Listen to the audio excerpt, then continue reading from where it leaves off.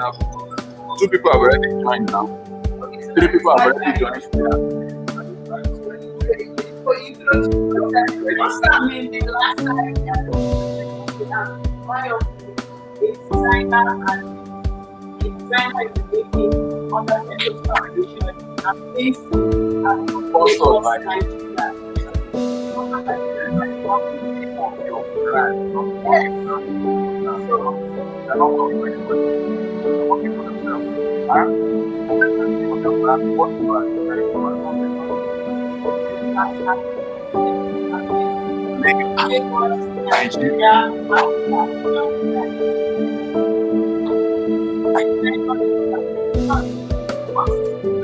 I think it's covering everybody.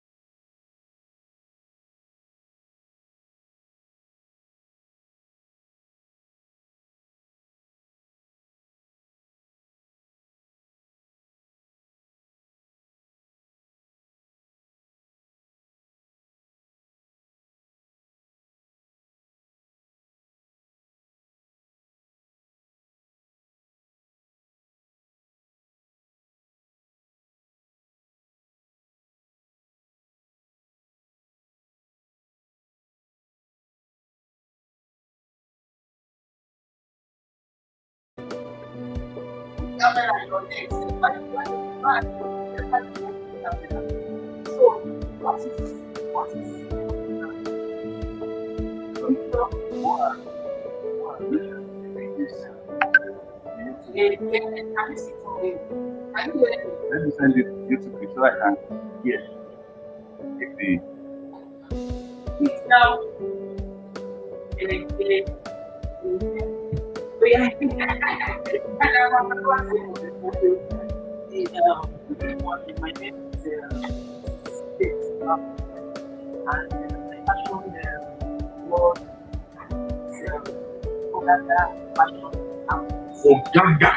the Ogaga fashion house. Okay, so please each of us do let's forget the one also consent. So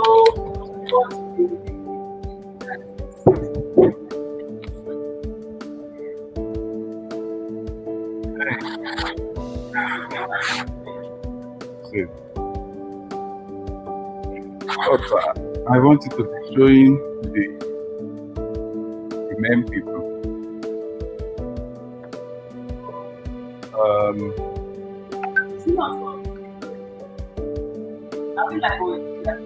It's live. Yeah, seeing us already. So please, if you are joining us, we are setting up already, and by 12, we are having this event at Darius Place in Lagos, somewhere around Festac and Golden Tulip Amuwot of me. So we are just trying to set up and connect with other centers, because we have several centers because of the COVID restriction. So we have to just stagger it. There is another part in the east and the light. Okay, people are already commenting. Okay, hey.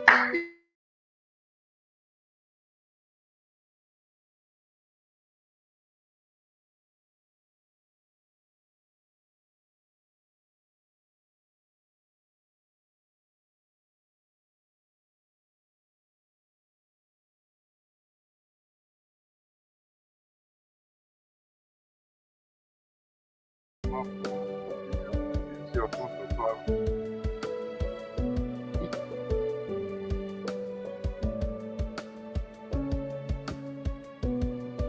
So we'll be connecting other centers across the globe, and everyone will be displayed here. So just see our people; they are already enjoying themselves there. So just give us some few minutes to get everything well sorted. And as you are coming, be dropping in your comments, be sharing the link. Yeah, be liking. Okay.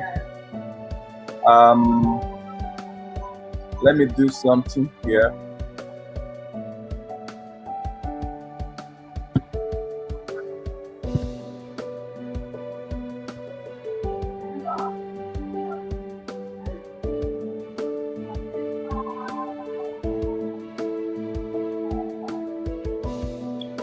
So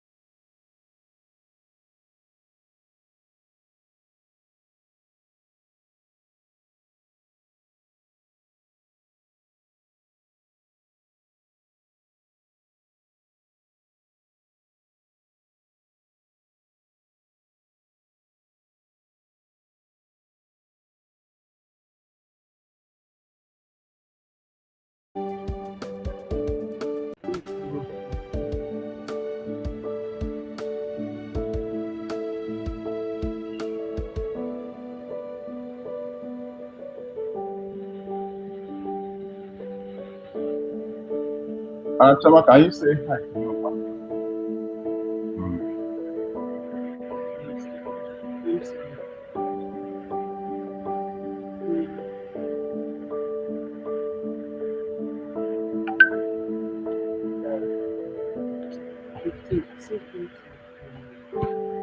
Have you said hi to me?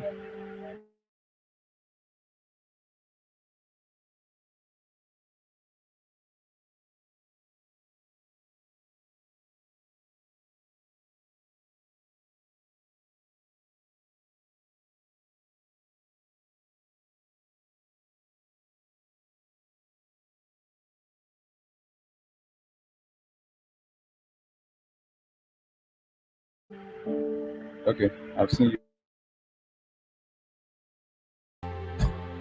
Phone charge.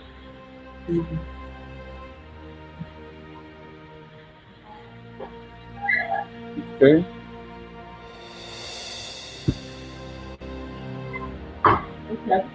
My cats were hungry and woke me up when I saw you there. What time is it there? It's 5 in the morning here. Okay, it's actually what time here? It's 12 here, and we are having our youth empowerment program. We're having an event for them. It's an international summit across Africa and America and America, UK, just across the globe. So we are bringing in speakers. We are bringing in speakers to talk to our youth to educate them in various aspects. And by now, 12 o'clock, we are starting with the we should be starting with our first speaker. It should be coming up now. So, but before it comes up, we are going to be doing our intro. The youths are going to be introducing themselves one after the other. So what you do is that when you are introducing yourself, you step forward so that they get to see you. Okay. Step forward. Say, please let's show some love to these youths. As they step forward, they will tell you their story, a little bit about their story. They will tell you what they are learning now, how their life has been impacted by foundation, and what is the next thing they are expecting. They are expecting that from the foundation. If they are expecting jobs to be coming in, they will let us know. So that is how we can get to the level of doing, not just talking. So because we are not here to talk, We are here to walk the talk. You and your beautiful wife are going to be blessed big time doing those work. Oh, thank you so very much. So now, I hope the music is not too loud. If the underground music is too loud, kindly let me know. It's okay. So the first person, and I want us to clap.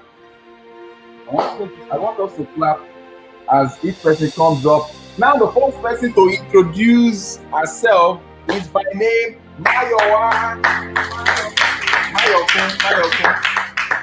Yeah. Hello, good morning. My name is Suleiman Dulamayabiku. I'm into fashion design. I'm still learning.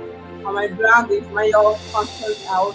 I want support to have more opportunities to learn more and to have more jobs opportunity. Thank you. Yeah, wait. Before you go, who made this dress you are putting on? Okay, I made this dress myself. I've been learning for 1 month plus. I know up to 2 months, and this is one of the dresses I made of it. Correct. So you'll be expecting more from Mayo, our fashion line. That's a brand name. We are going to help her to rework it so that it sounds touche, so that it sounds touche and can compete with the likes of Valentino, Gucci, and the likes of them. So be expecting more from this youth, and I'm sure at the end of this program we'll do a well-structured video and make it available to us so that you see their product. We have somebody here that is doing his work already. We sponsored him in photography and is functioning today. So we are all going to see his work and rank him too, so that we'll know if he's actually doing the best. Everything that is going to be done here is going to be handled by these youths. And we are awaiting signals from other sections. Okay, wow. Let's give a round of applause. That's Dr. Ojo there.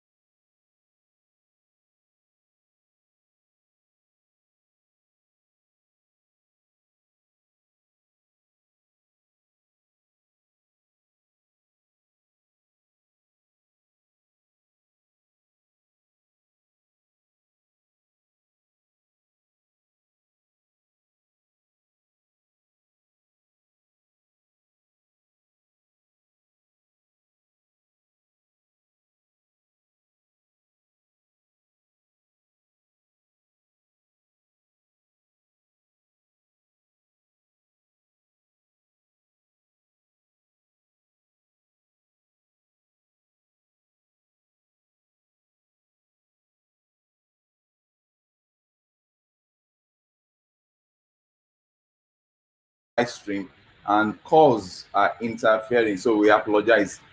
We hope that we'll be able to get a separate phone that will be handling this subsequent time. So with that being said, we are moving to the next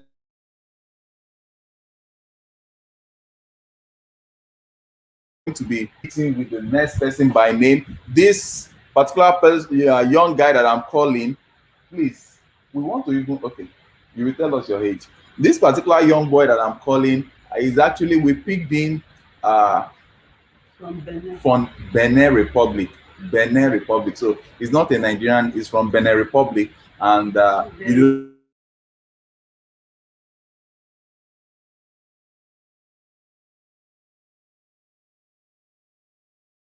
She's just continue. so sorry for the itch. So let's give it up to John from Benin Republic. My name is John. Okay, face them. I am apprentice. I make a suit, trousers, blazers, and senator.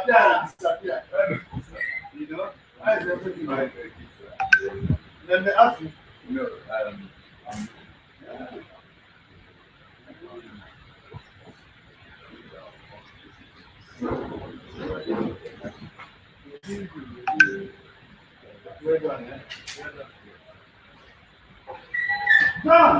oh, sorry about that. I know that he's a very shy guy. You need to take it again. Oh yeah, introduce yourself. My name is John. Come closer, come closer. Let them see who is John. Okay. My name is John. Okay. I am a fashion designer. Okay. I am an apprentice. Okay. I used to sew senator, Okay. blazers, Okay. and suits, and trousers, Okay. waistcoat, Okay. native wear. Wow. Cool. So he's into all this that is telling you, and we paid for his training, and we've also bought him his sewing machine. So he has a brand new sewing machine, yes or no? Yes. And you'll be seeing more of his designs. He even came with his design. Bring out your design. Let the world see what this young boy is doing. How old are you? 18 years. Oh, he's just 18. He's just 18. This is somebody that he has been re-educated. Okay. Wow. So you made this. Yes. Okay. Okay. It's still work in progress. Still work in progress. Come and put it on. Let me see. Let's see how it is on you. And he made this from Ankara fabric. Let me tell you. I think you can get some of these products through calls from Africa, and we are going to be showcasing our website also, where all their products are going to be there. You can order for it. Put on this. Let's see. Let's encourage the brother.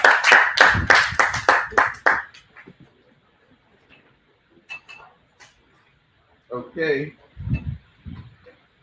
Okay. Wow. So you mean you made this yourself? Yes. Wow. Can you just turn? Wow.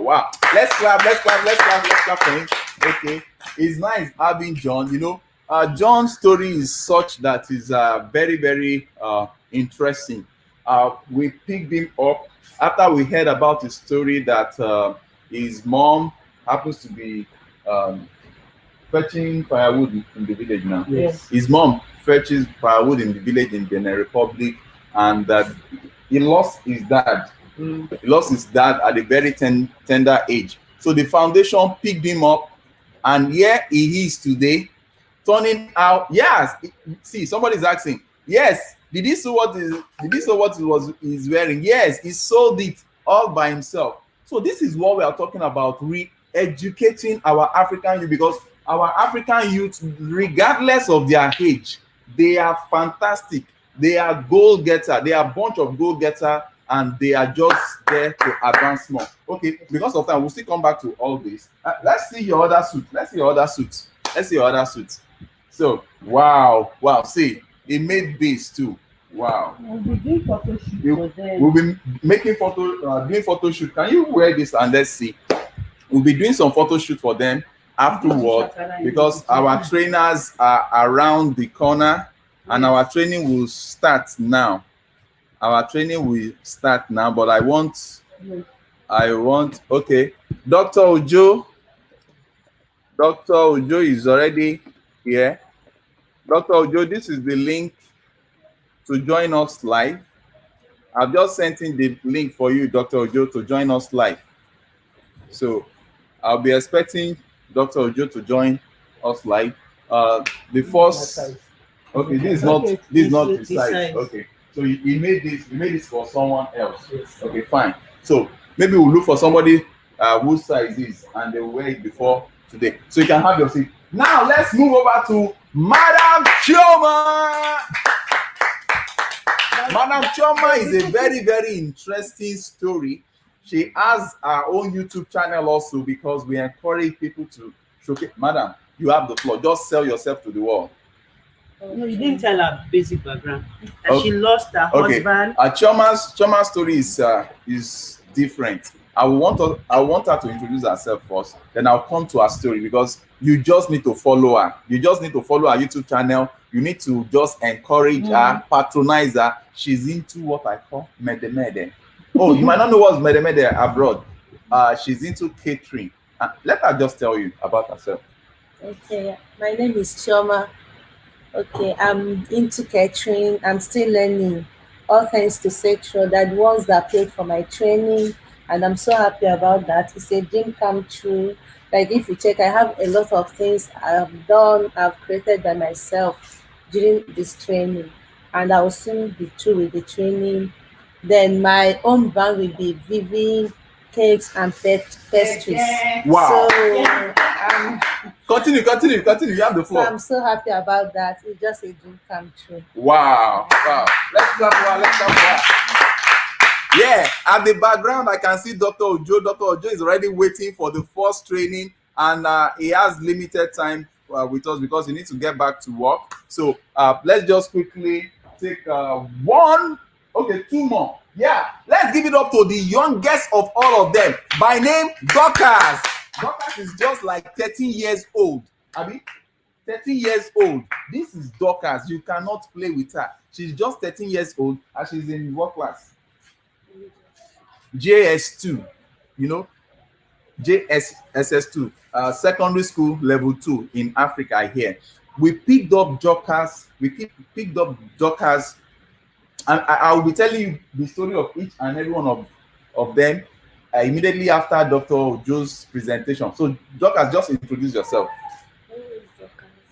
Speak louder. Be sharp. My name is Dorcas. Yeah. I'm 13 years old. 13 years old, again. Yes. Dorcas. They can't hear you. Dorcas, they Open can't your hear you. mouth. Say, my name is Dorcas. Dorcas. That's why we are training you to be fantastic. Oh, yeah, speak up. My name is Dorcas. Uh-huh. I'm 13 years old. Okay. Makeup, pedicure, nails, and everything about it. Wow. Do you know what this madam is saying? She said, I really like her shirt. Which of you now? Which of them? Is it Dorcas' shirt or Chioma's shirt that you love? Let us know. Okay? Someone is clapping. Smile, pretty darling. They said you should smile. Smile. Okay, now smile and tell us what you do now. You are Dorcas, without wasting time because of the training. Dorcas is into pedicure, manicure, facials, nails, makeup artistry, and the like. That's what she's doing. She's the youngest of them, and we paid for her training, and we are waiting for her to start running her home business, isn't it? Chop Mako. Correct. Okay, go and sit down. Okay, now we give it to Madam Bankole. Dr. Ojo, we just after 2 more persons will get into the training. Okay, Madam Bankole. Hello, good morning. Hello, viewers. I want to thank you all for listening to us today. Like, I'm into fashion designing. I sew female clothes. I make padded blouses, gown, and all that. And I'm under SUTRO'S Foundation. And then I'm still learning because, you still have to learn more. Yeah. So I just want you guys to patronize me. Yeah. And you will see the good products I'll be selling out to you. She made what she's putting on. Let me just show you what she's putting on. She made it herself from start to finish. And I tell you, this Are you sure? Yes, I made it. yes. it looks like ready-made, Yes. but she made it herself. This is what we are trying to promote. This is what we are trying to support and make these people go further in production. I will tell you a lot about her today because something interesting is coming up for her. Okay, you can have your seat. Now there is somebody that has been at the background. Yeah, he's been the one taking the photo shoot of this event. This is the person we call Michael Nemo. Now, when you look at Michael, how old are you? Michael is just 17. You can imagine that. Michael is 17. We paid for his training in photography and he's been doing fantastically well. You saw his picture that I posted, the picture of the photos that he took. He sent to us raw. We are waiting for you to edit that photo and make it available to them. He is the one that is going to be doing the photography of today, and we are going to upload and show you. So you need to comment if the pictures are good. If not, we'll flog Michael. But I tell you, Michael has been so outstanding. He's also going to do a mini presentation today. So let's give him a round of applause.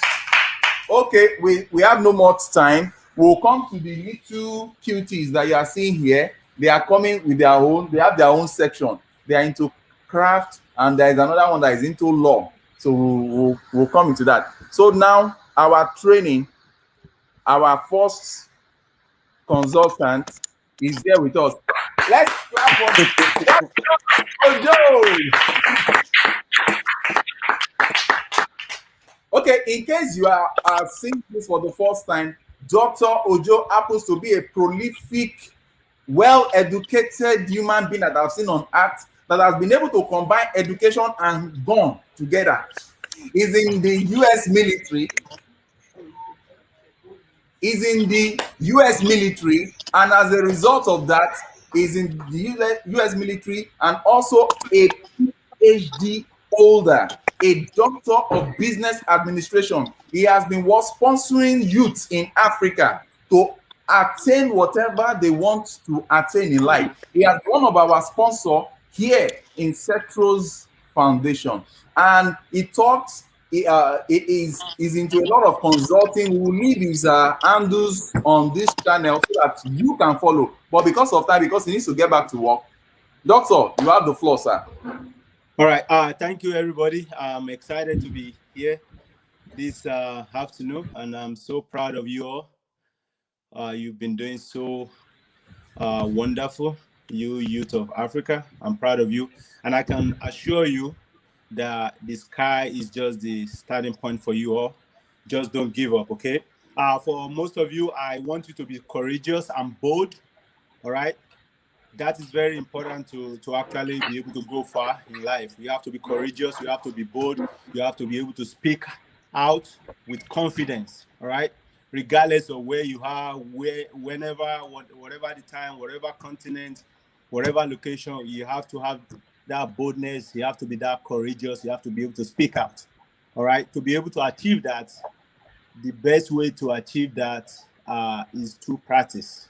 The more you practice standing behind a screen or like, what's it called? Mirror, to practice your speaking, the more confident you will be, the more practice you do, the more confidence you will be. Just like your craft, the more you sew, the more you take photograph, the more you do all of those things, the best, more your skill will be, coming out, and you'll be coming better and better until you get to that goal that SUTRO'S Foundation is trying to get you to. Okay, so you're in a good hands.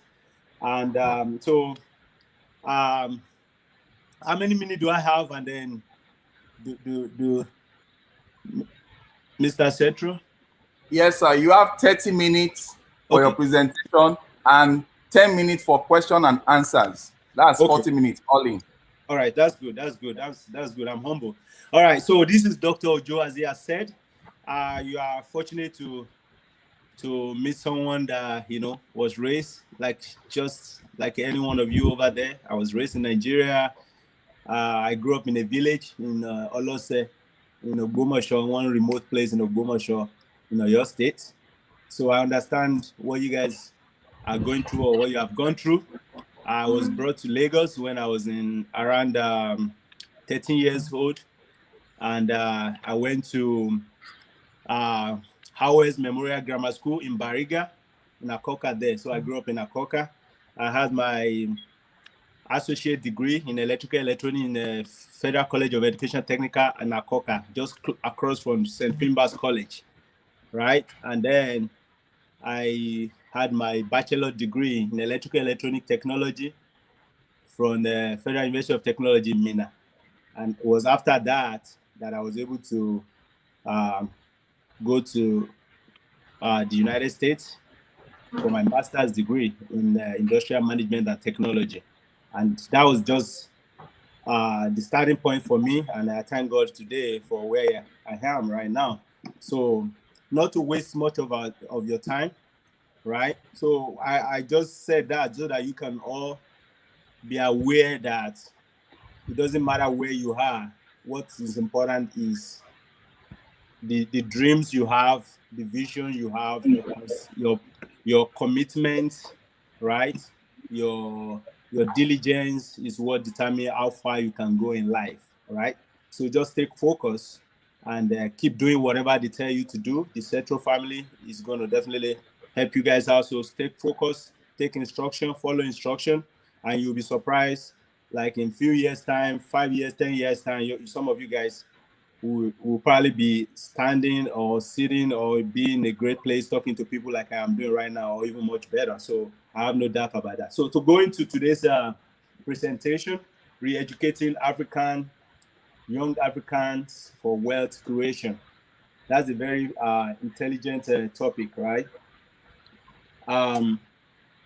I took time out last night. I didn't go to bed till like midnight. Try to bring things together, bring idea together. I had a PowerPoint slide that is just 10 slide in total, just to be able to give you guys some good information.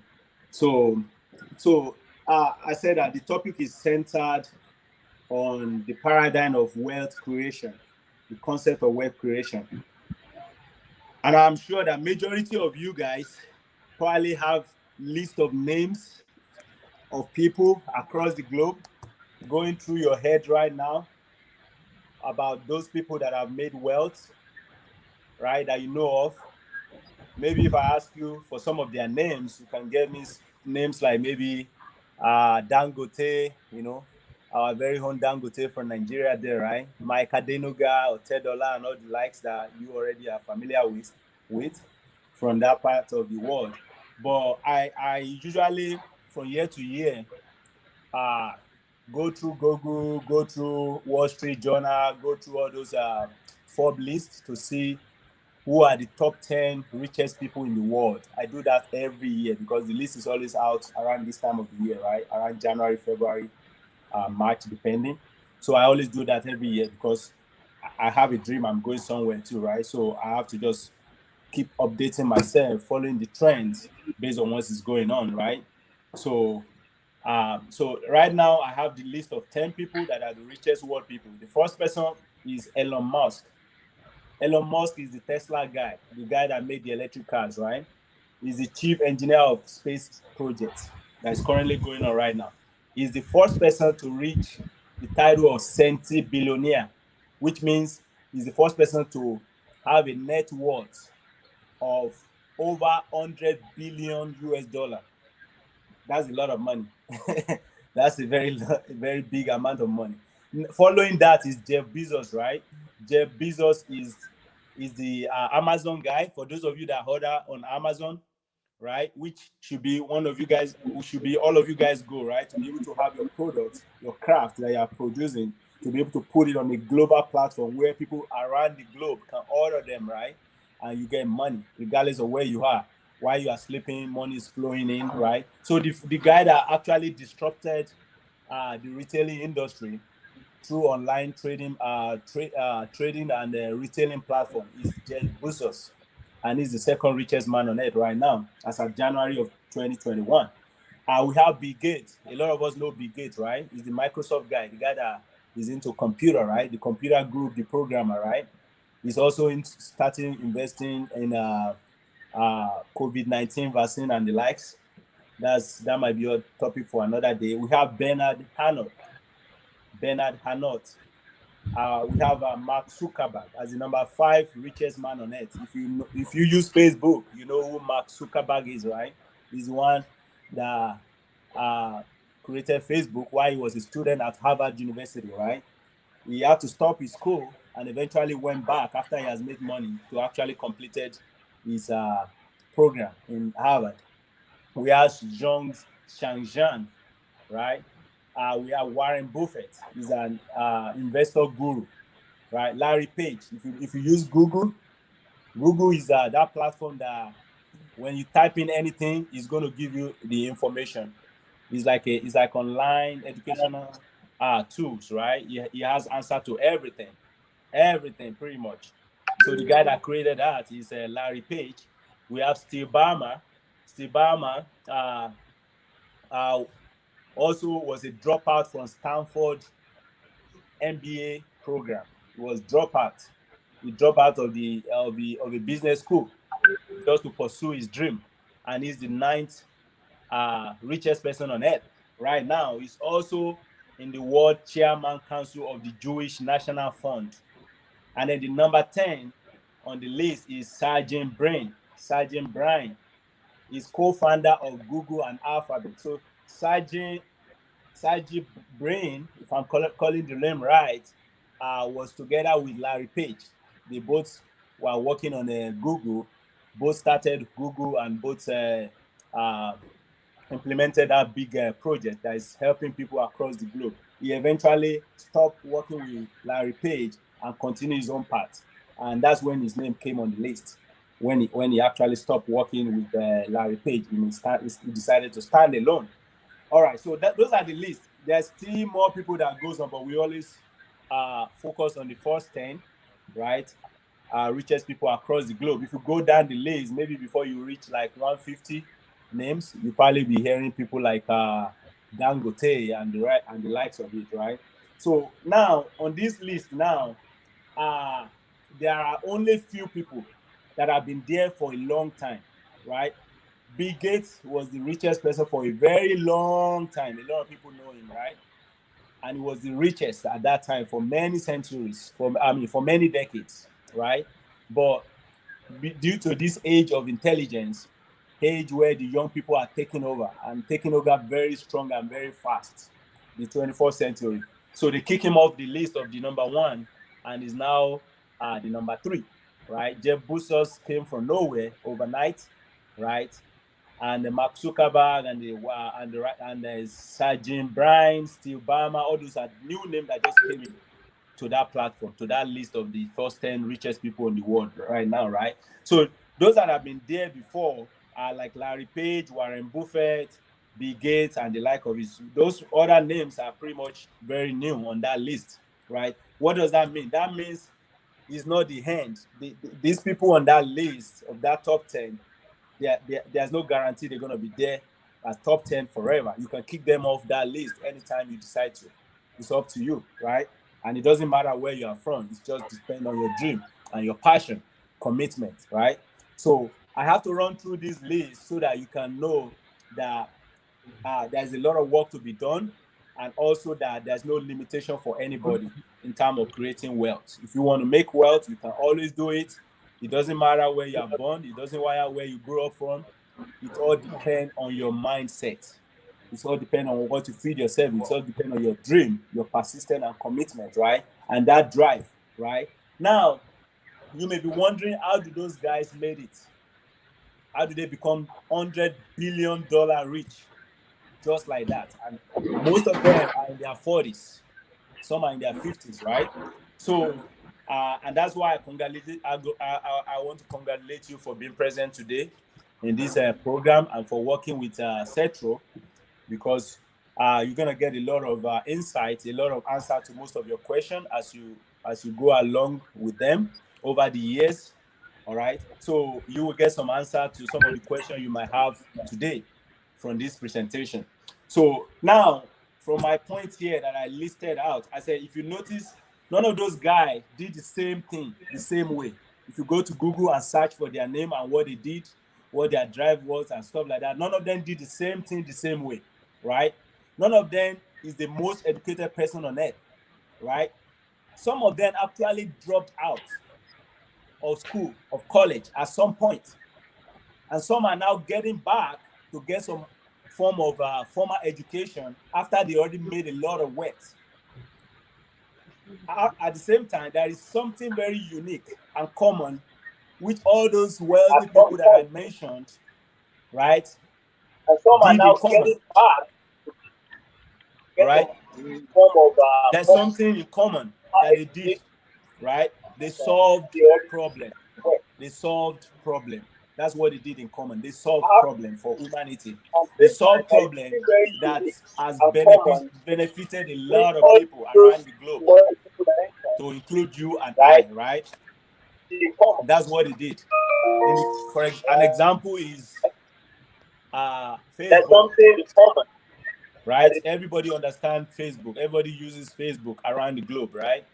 Amazon is another example, right? Most people across the globe, from Nigeria, from Asia, from the North America, from the Pacific, all over the world, people order stuff from Amazon and it gets delivered to their doorstep, right? Overnight delivery within days, right? You could be in America and be ordering something online and it's coming all the way from China, right? Through this platform of Cetro Foundation is providing for you guys, before you know it, it will become possible at some point if you don't quit, if you don't give up. It will become possible at some point that people from America will be ordering something and it will be coming from you sitting down right there. You sitting down right there. Someone will be ordering something in the future, in the nearest future, maybe from America, maybe from China, and it will be coming from you. It will be a product that you are producing. Could be a jacket, a suit, could be bag, could be anything, belt, you know, and it will be coming directly from you to them, right? So those are the things that those guys did. They solved problem that benefited a lot of people across the globe, right? Look at Google, for example, right? Google was created by Larry Page, right? Now you realize that you over there in Nigeria, in Africa, you can open your Google on your phone, on your smartphone, and type in any topic of your choice into the search engine, and by the click of a button, you get an answer to that question you are asking Google, and it's going to give you detailed explanation of that concept, of that paradigm, of that topic that you are asking him to provide for you. It's so amazing, right? And you are right there in Africa. You don't even know who this guy is that's called Larry Page. You don't even know what he looked like possibly, except you search for his picture on the internet, right? But he solved that problem to make life easier for you, regardless of your location, right? So now, what then is the key to creating wealth? What then is the key to creating wealth? That might be another question that is going through your mind now. That what's the key to creating wealth?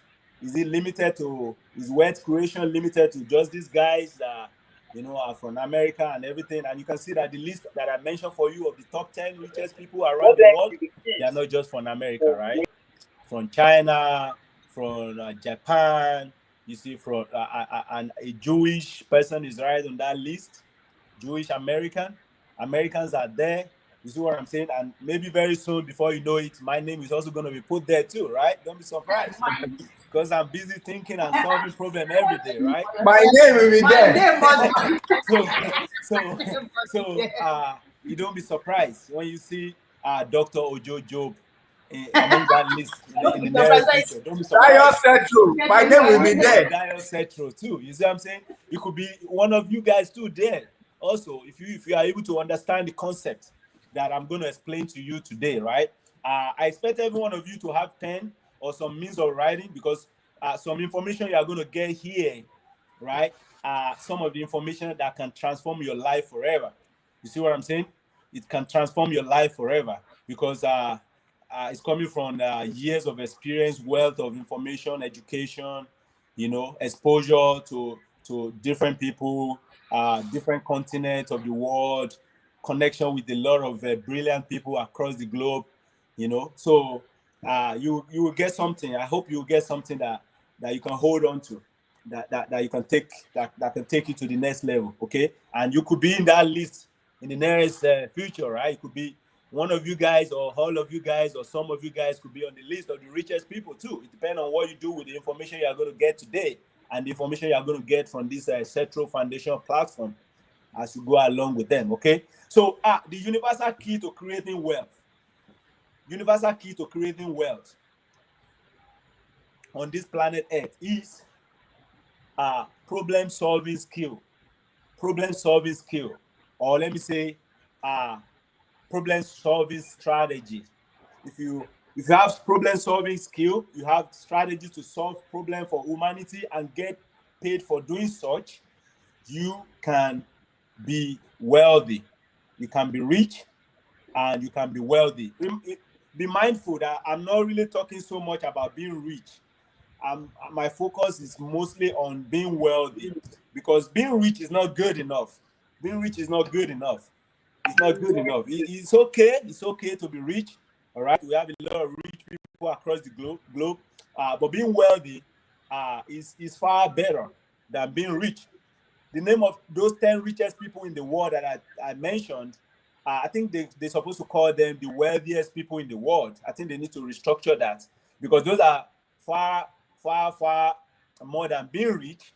They are actually wealthy because when you have a net worth of over 100 billions of US dollars, you are just a little bit above being rich. You are actually wealthy because that's a lot of money right there. You can think about it, you can compute that number into your calculator and let me see what your calculator is able to do. You see what I'm saying? Some calculator won't be able to have a sufficient space for that. You must have some kind of scientific calculator or some computer device to be able to compute those figure of the amount that these guys have in their as their net worth. All right. So developing your problem solving skill, marketing such skills, combining such skills with creativity, determination, persistence, diligence, honesty, and self-discipline over a period of time will bring you abundance of wealth. Pay attention again. I want to repeat that.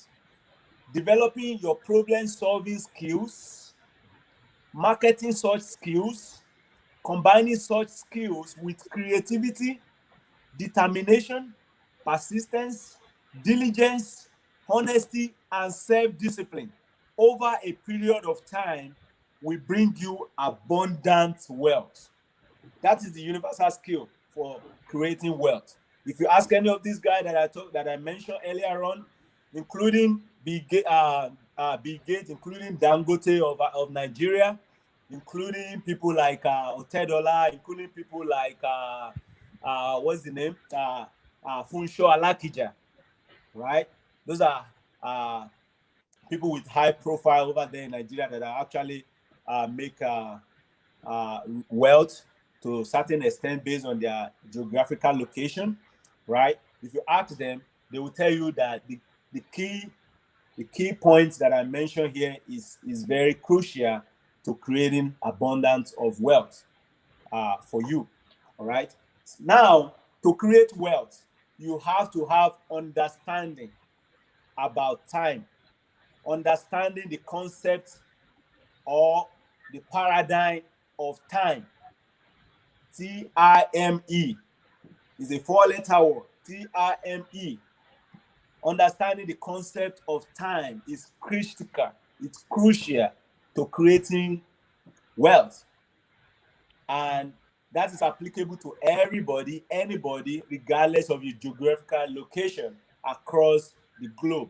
It doesn't even matter what the economy is talking about, the situation of your economy or the economy of the country you are in at a particular point in time. When you have the understanding of the concept of time and you know what to do with it, you can create wealth.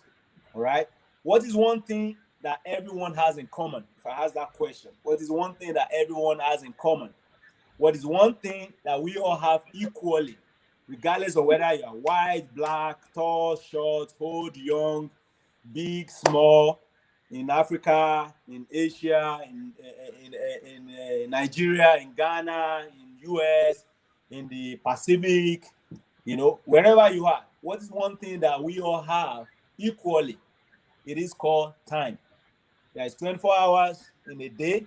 It is the same 24 hours in a day for everybody, for Bill Gates, for Larry Page, for Mark Zuckerberg, for that is talking to you right now. For everybody on earth, we have equal amount of time, which is 24 hours in a day, right?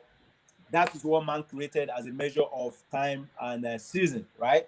So it's equal for everybody, no partiality about it, right? Now, what you do with the time available to you will determine the outcome you will get, right? The time you are given by the SUTRO to learn the trade, to learn the skill, to learn the craft, whether it's photography, whether it's shoe making, whether it's cloth making, whether it's food making, whether it's makeup, whether it's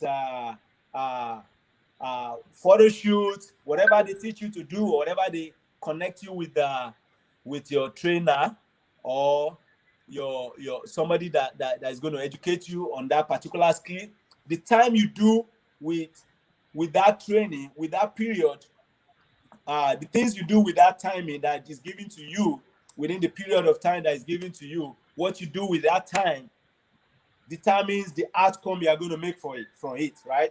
I'm here right now. I'm talking to you from Germany, right? But I'm an American citizen, right? Serving with the United States military. I can go to anywhere in the world. It doesn't matter if next year I want to be in Japan. It's just for me to ask, right? And once I get approved, I'll be there in Japan. Everything paid for, right? So if I want to go to Harvard University to pursue some kind of education, right, it's just for me to request to apply. Once I get approved, it's going to get paid for, right, by the government, right? Now, it's not just by magic, right? I told you I was born from a very humble background, right, from Olose village, in a remote place in Ogbomoso, outskirts of Ogbomoso in Oyo State, right? And I'm here right now enjoying all this benefit, right? It wasn't just by magic. What I did with my time when I was born, growing up, right? When I was in Lagos, going to secondary school, or what we call high school over here, what I did when I was in doing my associate degree, what I did when I was in the college at Mina in the Niger State, it's what brought me to where I am today. The efforts I put in there, the hard work, the sleepless nights, the practice, the studying with candle, learning with candle, all those combined together with God's help is what brought me to where I am right now. So it's not just by magic, it's not just by wishing. There's a lot of work that have to be put in place. So where you are today, the success you have made today, the money you have earned or the money you are earning, the failure or disappointment you have experienced as a function are a function or a derivative of what you did with the time available to you in the past. All right. So, and what you do with your time today, we showcase the experience that you're going to enjoy or witness in the future, and that's minus the natural occurrences due to nature, right? Because sometimes we put in our best, we pray, we're hardworking, we did everything, but some natural thing happened to disrupt our plans and everything. God forbid that for any one of you. All right. So understanding the concept of money is also crucial to creating wealth. Understanding the concept of money is crucial to creating wealth. Money is also one thing that everybody cannot do without across the globe, because you want to eat, you want to buy clothes, you want to buy material. Some of you cannot afford to pay your trainer, right? That's why SUTRO's set in, right, to help you guys, connect you guys to those people that are training you, pay for the training, and pay for your freedom, pay for your equipment that you are using or that you're going to be using after you graduate from your training, right? So, which means money is very important, right? So understanding the concept of money as a medium of exchange for transactional purposes is key to creating wealth in any economy. So you can either exchange your time, your skill, your talent, your energy, right? Which is to say, you can either work for money or you can learn how to make money work for you. That's your option right there. You have an option right there. You either work for money, use your energy, your time, your effort, everything you have to get money, or you can also do that, or at the same time you are doing that, you can also learn some skill of how to have your money work for you, right? The last option is very, very great for creating wealth, right? That's what I will encourage you guys to do. At least if you can't do it at the very beginning, right? Because you don't even have the money. As you are getting the money, as you are working hard and are getting little stipend and little amounts of money, you have to start thinking of what you need to do, how you need to learn some skill. What are the skills you need to learn that will help you make your money work for you? And it doesn't matter how much money it is, right? You could start from $1, from $1, from 1 penny, from 1 cent, right?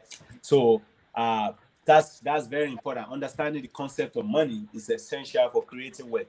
When you work for money through seeking employment or getting a job, you are in reality exchanging your time, skill, energy, talent for money, for wages, or for salary.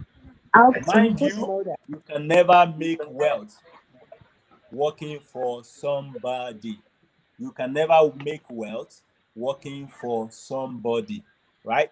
Which means if you are an employee, let's say I hire you today and you are working for me and I pay you salary at the end of the month or at the end of the week, or if it's hourly salary like they do over here in the United States, you get paid per hour, right? You cannot be wealthier than I employ you. You can't have as much money as I do, because I'm the one that employ you and I'm the one paying you, right? For you to actually beat that kind of a system, it means whatever I'm paying you, you also have other things that you are doing with that you are earning, that is able to multiply that money and bring more money to your pocket, right? So through like investment or whatever. So, but working for somebody, you can never make wealth that way. It's not a good way to make wealth, right? Now, what is the way to make wealth? That would be the question, right? That will be going through your mind. And I have just 2 more slides. So, understanding wealth creation perspective. Understanding wealth creation perspective as a number game is critical. What does that mean? It means the more problem you are able to solve. Remember, we started from problem solving, right? Which is common attribute of every one of those 10 top richest people across the world, right? The more problem you are able to solve, which you get paid for, the more money you will earn, right? Example, Facebook. Example, YouTube, right? The more number they have on YouTube is what makes Mark Zuckerberg become a very rich person, right? YouTube also, the more people watch YouTube, post to YouTube, use YouTube for one thing or the other, the more money they are making, right? So they solve people's problem, they make more money. They solve more people's problem, they make more money, right? So the more products you are able to create, for you who is a photographer, for you who is making shoe, for you who is making clothes, for you who is a carpenter, for you who is cooking, right? The more products you are able to create and sell, or let me say the more services you are able to sell or you are able to make available to more people, the more money you will make. And when that money you are making from solving that problem, right, from creating that product, from selling that product or goods or service, when it becomes residual, or when it becomes a leverage income or earnings, you can claim to be on your way to becoming rich. All right. Also, when you have multiple streams of such residual or leverage income, pay attention to that word, multiple streams. More than one, more than two, more than three, right? As many as possible. Multiple streams of such residual or leverage incomes, especially when such is consistently compounded. When such is consistently compounded for a period of time, then you can boast to be on your way to creating wealth. All right? You can boast to be on your way to creating wealth. The more you are able to multiply such compounded residual income or leverage income, the wealthier you will become. And if you are disciplined, diligent, and are able to multiply such wealth, then you will wake up someday and you will surprise, you will hear your name, maybe in a mainstream media like CNN, like Fox, like Wall Street Journal, like New York Times, about how much wealth you have made, and you may be amazed. You may be amazed. You see what I'm saying? Most of them on that list, I'm telling you, if you ask them, the first time they were told they are the richest person on earth, they probably won't be able to believe it. Not because they don't know how much they have put in, not because they don't know their effort and energy and the problem they are solving, but because they are mostly busy solving problems. They don't even pay attention to the amount of money that is flowing in. And the amount of money flowing in is so much that they lose track of how much it is. And when such amount is coming in, because they are residual, they are leveraged, right? And somebody has to help them to keep accountability. So that's why they are mostly very surprised when they tell them for the first time that, hey, you just made the list of the richest person on earth. You see what I'm saying? And that's why I said you don't be surprised when you see my name there or you see Mr. SUTRO there sometime soon, right? It's possible. The only person that can stop you from making the success that God has destined you to make on this planet Earth is you. It's not your economy. It's not your government. It's not your parents. It's not because you are in Africa or in Nigeria. It's not because you are in America. It is you that can stop yourself from making success. It is you. You alone has the power to stop yourself from making success, from making wealth. No other person can stop you. If you have that mindset and you sleep and wake up with that mindset, you put in effort, diligence, honesty, consistency, and you stay focused, taking instruction, doing it one day at a time, you will be surprised. In the next 3, 4, 5, 10 years, you could be the guy talking to thousands of people across the globe, empowering them, teaching them, educating them on how to create wealth. Right? So now, to round it up, I said I want to give you the type of wealth creating income. Passive income, leverage income, residual income, commission earnings, interest earnings, gifts, and I also said non-wealth creating incomes. Non-wealth creating incomes are earned incomes, such as becoming an employee, working under somebody as an employee, right? It doesn't matter if you go to Harvard, go to Yale, go to Unilag, go to UI, go to OAU. When you get just such degree and all you do is to work for somebody who is paying you based on the work you do, all you are doing is you are exchanging your time, your energy, your talent for that money. You cannot create wealth that way. You cannot create wealth that way. So if you want to create wealth, right, the best way to create wealth is to develop problem-solving skill and sell that skill to the world. And when you are making passive income, which is income that is not directly connected to the work you do, right? It's not directly connected to the work you do, right? Then you can be on your way to creating wealth.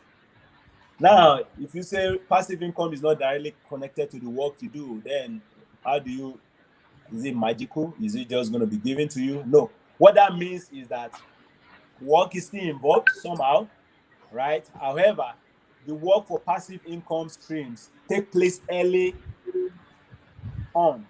You do the work at an early stage, but you keep earning the income over the years, maybe over your lifetime, even after you have stopped working. That is passive income. Income that you keep earning even when you have stopped working. When you no longer work, money is still coming in from the work you did years ago. That is passive income. Those are kind of income that can lead you to becoming wealthy, right? Right. So you are trained to learn on a skill. You learn the skill, and then you train other people that same skill, right? And they train other people, and they train other people. And when they are making money, and all those people that that have been trained by the people you train, when they make money, you also make money. Then you are getting passive income. When it is continuous, you can make wealth, right? When you create an online platform and all the products you are making, your shoe, your jacket, right, your makeup and everything is put online, right? And while you are sleeping, somebody's buying it from US, somebody's buying it from Canada, somebody's buying it from China, and you have a lot of people helping you to ship out those products to all those places, and then you are sleeping, and then you wake up to see that 30,000 of your shoes or your jacket has been sold. Then you are on your way to creating wealth. You see what I'm saying? Leverage income is income you earn from the work that other people do. You are not the one doing the job. Other people are the one doing the job, but you are the one making the money. It might not be all the money, maybe just certain percentage of the money, right? That is leverage income. You can do that by becoming a small business owner. You can earn leverage income through network marketing, through buying and owning a franchise, right? Using your intellectual property right? Maybe to write a book or to write a song, and then you get a royalty from that and stuff like that. Using your money that you are making to buy like bonds, like shares, like real estate. Those are income from such are called leverage income. When it is consistent and over a long period of time, it can help you to create wealth. Residual income is the income you continue to receive after completing an income producing task or work, right? It's a kind of passive income. Commission earnings is common to those that are in the marketing world, in business world, those that do sales, right? You sell, let's say one of you created 100 jackets, right, or suits, right, and somebody is able to sell that 100 suits, and you make an agreement that, okay, when you sell 100 of those suits, right, for $50 each, 50 naira each, you get a commission of 5%. Commission of let's say commission of 10%. Commission of 10% from $50 is $5, right? Or if it's 50 naira, that's 5 naira, right? So when he's able to sell 100 of those, you can multiply that 5 naira times 100 to give him how much? You can do the calculation, right? So that will give 500 naira, right? That's the commission he earned from selling that. So if you continue to do that over and over and over and over the years, and those earnings continue to increase to the point that it become residual, then you can also make wealth from that. Gifts is also another way of becoming wealthy. An example for those that believe in the Bible or read the Bible, or some of you that have read about the story of King Solomon. Apart from being wise, being the wisest man on earth, right? Because of his wisdom, right? A lot of people from across the globe will travel long distance to visit him, and they will go to him with gold, diamond, all kind of gift, right? And to the point that he became so wealthy in all kind of golds, all kind of jewelries that people were just giving to him. They were just bombarding him with gifts, and he has so much of it. And when that was converted to money, or when they weigh that or value that, they realized that he actually was rich in all those gifts. So when you start receiving gifts, or if people start giving you gifts and it's so much of it over a period of time non-stop, you can become wealthy from that, especially if they are valuable gifts like gold, diamond, and precious stone or pearls. So those are key to creating wealth. Mind you, it is not a crime or it's not wrong to get education, formal education. It is not also wrong to get an informal education like we are getting right now. This is an education platform right here, but it's not like the type that they get in the classroom. And most time you realize that you actually get more knowledge, more information, intelligent information from informal education, much more than you get in the classroom. Because in the classroom, they teach you everything around the concept of money. They teach you everything around money, but they actually don't tell you exactly what you need to do to make money, right? Even those of us that have gone to business school as a doctor of business administration, I can tell you they'll give you tools that you can use to create money, but most time they don't tell you how to use that tools, or where to use that tools, or when to use that tools. But you all here are fortunate because you are in a good hands. You are in good hands because you have the SUTRO'S Foundation right there by your side. If you look left or right or back, you'll see them right there by your side, right? Sitting right there with you.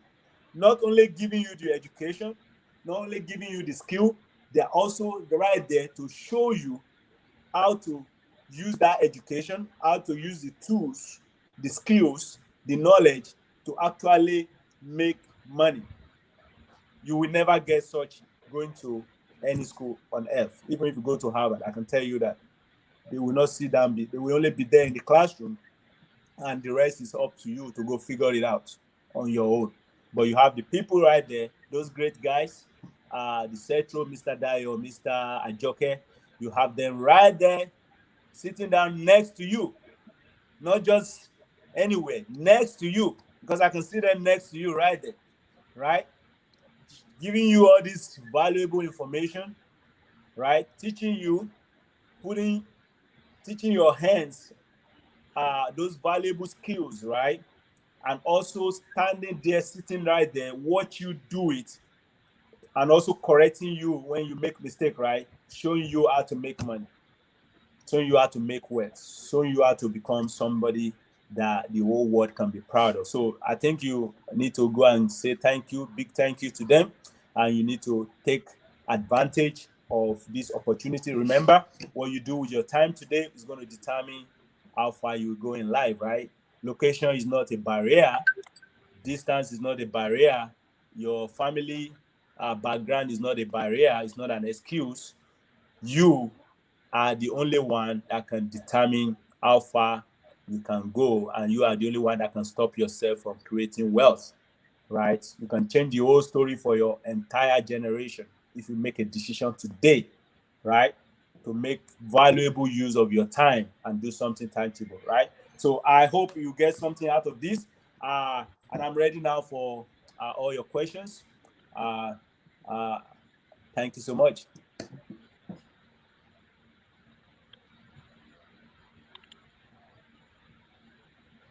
Can you guys hear me? Very well, sir. All right. We are so glad. What will you do? What will you do? Let's give a round of applause. Makoko, Makoko are doing it. Hello, everybody. Anywhere you are watching us in the world, I want you all to give it up to Makoko Youth.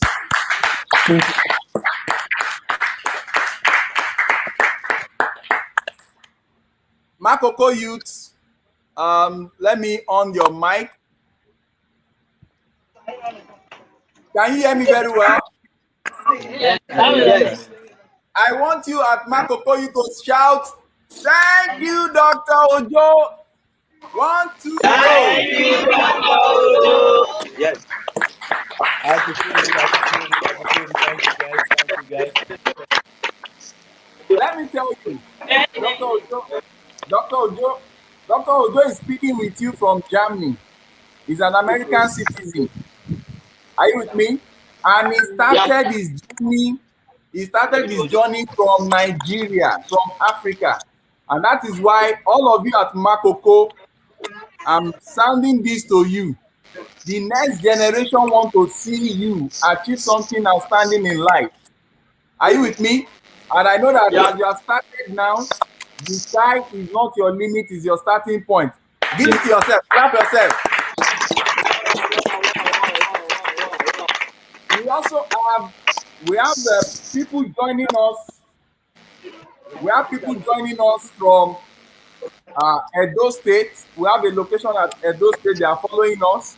We have this is the mainland location here at various places. We have just scattered across. We have another link in the UK. I think a presenter, somebody will be presenting from there. But from what Doctor has just told us now, because Doctor is returning back to his duty post, we need just like 10 minutes to ask him questions. So from Makoko, let's start from Makoko. What question would you like to ask Dr. Ojo on how you can make wealth in life? Oh yeah, Makoko Youth.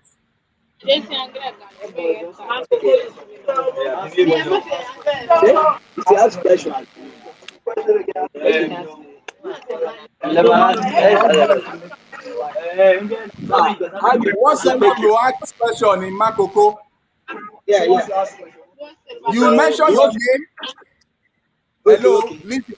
When you want to ask your question, you mention your name. What the foundation, what SUTRO'S Foundation has trained you, has helped to train you for. Okay. I think that's Biodun. Is that Biodun? Okay. That's Biodun the carpenter. Okay. So who is asking? Okay, that's Biodun the carpenter. So who is asking the question now? Oh yeah, let's stand up and ask your question. Come closer to the camera. I want to ask. I want a. Hey, wait. Hello, your name? Okay. You are into barbing, right? You are into barbing. Yeah. Yeah, so tell us your name and ask your question. Matthew Ajanaku. Okay. Matthew Ajanaku. Now I just Okay. want to ask question. I want to ask question, and I want to do the work to know how to sabi the work. I just want to that question. You ask your question again. I say I want to try to learn the work to sabi the work, Okay. and I want make Oga give us another example where you sabi the work. Okay. So your Okay. question is, how do you learn the work to sabi the work? So yeah, so you have somebody that is teaching you, right? That's why Yeah. they put you under somebody, right? They Alright. don't put you under somebody who go teach you the job, right? So the person where they put you under is the one that is training you, is your trainer, right? So for you to know the job, to sabi the job, right? You have to listen to the person where they train you. Alright, sir. If everything where he say make you do, you go do it, because now he be your boss at that time.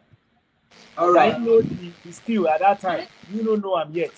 So everything where he say make you do, you go do it. As he say make you do it, you know, go follow and argue. You go listen. Alright, sir. You go follow instruction. You go do what they say make you do. You go open your eyes. You go shine your eyes. You go they look as your oga they do, right? Alright. Now, after you know they do that, practice over the time, every day, every week, every month. As you they practice, and as you they watch, and as you they follow instruction, you also go sabi am. Now practice. Now the practice where you they do by yourself, now in Gaga will help you sabi the work well. Because if they show you and then teach you, if you know practice with your hand, you go just know am for your head. When it's time for you to do am, you know go fit do am. But if you do am the first time, you make mistake, you do am again, you go get better. You do am again, you go get much better. So as you dey do am over the time, you go come sabi am so tey even if you close your eyes, you go still fit do am. Okay, sir. Thank you very much. Thank you very much. Okay. Let me just. Okay. Good. Ajanaku. Let me add something to that. If you really want to achieve in life, just like doctor said, practice. You'll be practicing what you are being taught. Are you with me? Now, Yes, sir. if your guy is the one, because you are into barbing, if your boss will just barb people's head and we just use duster to dust it and they are going, you should not do like that. Let me change the. Hello? Yeah, hello. Okay, so Will that work? so like what I'm saying, if you are with your boss, if you are with your oga, and your oga will just barb people's head and your customer will go, when you are doing your own, after barbing people's hair, you get spray, very lovely scent. Then you get a towel, put it inside hot water, use it to mop their hair. Go extra mile. That might be the thing that will be bringing more people to your place. Are you with me? Yes, sir. As people enter into your shop, offer them sweet. Sweet, how much is sweet? Just 30 naira. Are you with me? Before you know it, people will like to come to your place because they are seeing that you are improving on what your boss have told you. I will not want to take too much time. Later, when we are doing general question and answer, we can ask. Dr. Ojo, we are so grateful for your time. We understand your time and we don't want to take more than your time. Yeah, So I can still take a couple. You can still take more. Yeah, if there's more question, yeah. Oh, question from here now. Question from mainland. They have questions here, plenty. Okay. Then Edo, as in Isabel. Don't worry. Okay, who is asking the question now? Okay. I would like to ask a question. How do you make money on the internet within 10 minutes? Okay. Did you hear a question? What's the question? I said, how do you make money? I said, how do you make money on the net within 10 minutes? Within 10 minutes. Wow. Yes. That's an intelligent question. I love that. So yeah. So Let somebody before you answer, so that you answer them together. okay. Are you with me? Yes. So that you answer them together. Oh yeah, which other person? Oh yeah, come. Trying to get my charger.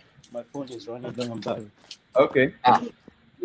Your question, come closer. I want to ask question. Okay. When I'm finished, how will I take and get more customers? How to get more customer? Yeah. Okay. That's great. That's a good question as well. Your question. Yeah. So now, to make money on the internet. Okay, those are the two questions. Okay, sir. All right. So to make money on the internet within 10 minutes, there are a lot of things you can do to make money on the internet. All right. If you let me see which example to give to you. So there are a lot of things you can do to make money on the internet. One, if you know how to write story. If you know how to write story, there are some sites on the internet where when you write your story and is reasonable, they will pay you for that story when you post it to that page, right? Which is the same thing that Google also has been doing for years. There's another app, another company that has also started doing the same thing, similar things. They added more to it, right? So you can sell such story. You can if you have if you can create content in form of story, in form of meaning of a concept or of a paradigm, and you can post it to such sites. You can make money on the internet, right? A lot of people are also creating YouTube channels. I know you are familiar with YouTube channels. When you create YouTube channels and you post content to that YouTube channel, it doesn't matter what it is that you post. What matters is the amount of people that watches it, that listen to it, that click it, right? You can make so much money, and those take less than 10 minutes, because the beginning is the beginning is when you need a little bit of time to create the account. Once the account is created and set up for you, then posting the content on it takes like 1 or 2 minutes. And then if you are able to have thousands of people to go and look at what you have posted, then you get paid for that content you have posted based on the number of people that view it. So through YouTube channel, which I think Facebook is also trying to start doing the same thing right now. Google is doing it. Fever is the name of that company. Is a new, like a Jewish company. Is new that is also trying to do that same thing, looking for people to post content and get paid for it. So that's the way you can make money within 10 minutes on the internet. Also, if you have like a cryptocurrency account, right, and you put money there, if it is when the market is going up, then you can make a lot of money within 10 minutes. You can make a lot more than you can think within 10 minutes. You see what I'm saying? There are also some organizations that are actually looking for people that can type. Most of such organizations might be mostly around here. You see what I'm saying? Around here in the Western world, maybe in America or in the European countries. They are looking for people that can type very fast. So they give you what you need to type, where you need to type it, and stuff like that. And then you can do that and make money. I know in Nigeria, there is this VTU, like all these recharge card company, the virtual selling of a credit card. I mean, calling credit or data credit, maybe for MTN or those. I know for sure there's some company that does that.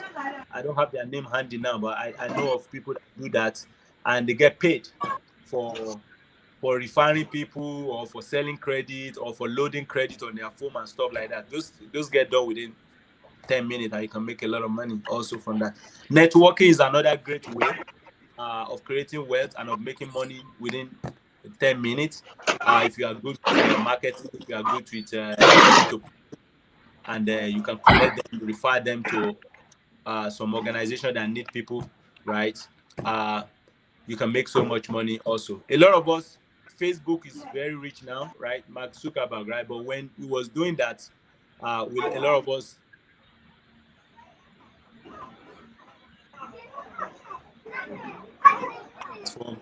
uh, adding other people, sharing the link with other people and stuff like that, right? There are some investment platform that I have right now that if I send you the link and you create an account, they give me some money. And when you also create the account and do whatever they tell you to do, they also give you some free money. Those can be done within 10 minutes. So I hope that answers your question. Very well. Now, the person that talked about the other person that want to get more customers. So to make to get more customer for your business or for your product is a very important thing to do. Because remember, I talk about wealth creation, understanding concept of wealth creation as a number game, right? So the more people that buy your product or services, the more money you will make, right? So the way to attract people to your product is through marketing and advertisement. Marketing and advertisement. So you can post your product or information about your product or company or business or your service that you are providing. You can post information about those such services or products on Facebook, on Instagram, on YouTube, on WhatsApp. You can post it all over there. If you have a LinkedIn account, a professional account, you can post information of what you are doing on there. And if you have a lot of people following you on those platforms, let's say like you have like 5,000 people following you, when you post, those 5,000 sees what you have posted. If they like it, they reach out to you, you can attract them to buy your product. So you have to be very creative. You have to know how to attract people. There are some training that you might need to take on how to be able to talk to convince people of what you are selling or what you are making or the service you are offering them, and how you can convince them to believe you and to follow you in whatever you are doing. So you have to do some training. You have to use all those social media platforms. You have to be very creative with your content. You have to use words that attract people to you, and you have to be genuine as well, because you can't just put word that will attract people, and when they come, they realize that what you are saying is not even really truth, or is too what you have said is not exactly, maybe what you make it too good more than exactly what it is. So you have to make your product very good, and then you have to have a way to sell it. You have to market it, to advertise it. You can also do that through network of people like the SUTRO, like friends and family. It's always start with people around you, because to attract other people, customers, you need people that can trust you, right? The first people that can trust you are the people around you, because they are the ones that know you. If you are able to win those people, those ones also can also tell other people that know them, that trust them, and then if they're able to win those people, so that's how your number will be increasing and increasing and increasing, right? So like somebody that is a barber, right? If you barb my hair and it's so good, right? People will ask me, who barb your hair? It's so good, right? And I will tell them, is this guy in this place that barb my hair? And then they can come to you and you barb their hair, and that's how you get the word out, and then you can attract more customers. I hope that answers your question. Thank you.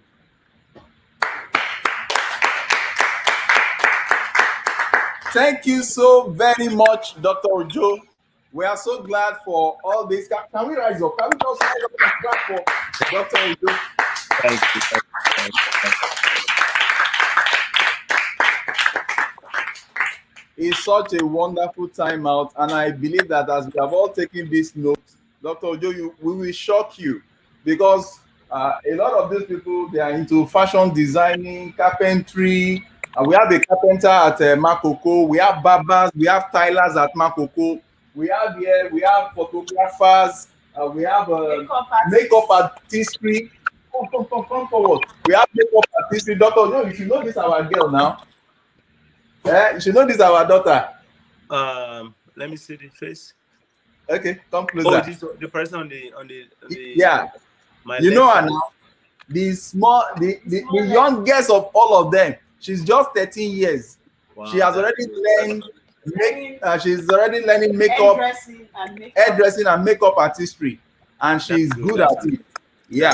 So you'll be seeing more of her. In the shortest time, you'll be seeing our products, Abby. Just like the way they are seeing Mary Kay, you'll be seeing our products, Dr. K. So we have fashion designers. Then, if you look at your screen, you will see someone at Edo location. Edo location. She's into the construction of bags, different kind of bags. Can you show us your bags? Can you display your bags for us to see? I want you to display your bags, for us to see. Yeah, you will see our bags, handmade bags from start to finish. Everything is just right down in the village, in a very thick village in Edo State. And she's also empowering women there. She's training them over there, and it's such a nice time, a nice work she's doing there. At Makoko, we have hairdressers. We have hairdressers there. We have fashion designers there. We have tilers there. Those tilers, they are doing great. We have carpenter. We have, just think about it. And more people are still coming. More people are still coming. It's only that the fund we have now, we are just trying to manage it. We still have a lot in Makoko, on the mainland, in some other African countries that are on queue. But very soon, we'll be able to take care of that. So, from all of us, we want to say thank you as we allow you to just have your time now. Thank you so much, Dr. Odu. It's nice. Thank you guys. Thank you. I'm proud of you all. God bless you. Thank you. Bye-bye, sir. Yes, sir. Yes, sir. Okay, so now should we join on? Hello everyone. Is so interesting that the way we are going. We just have a few minutes.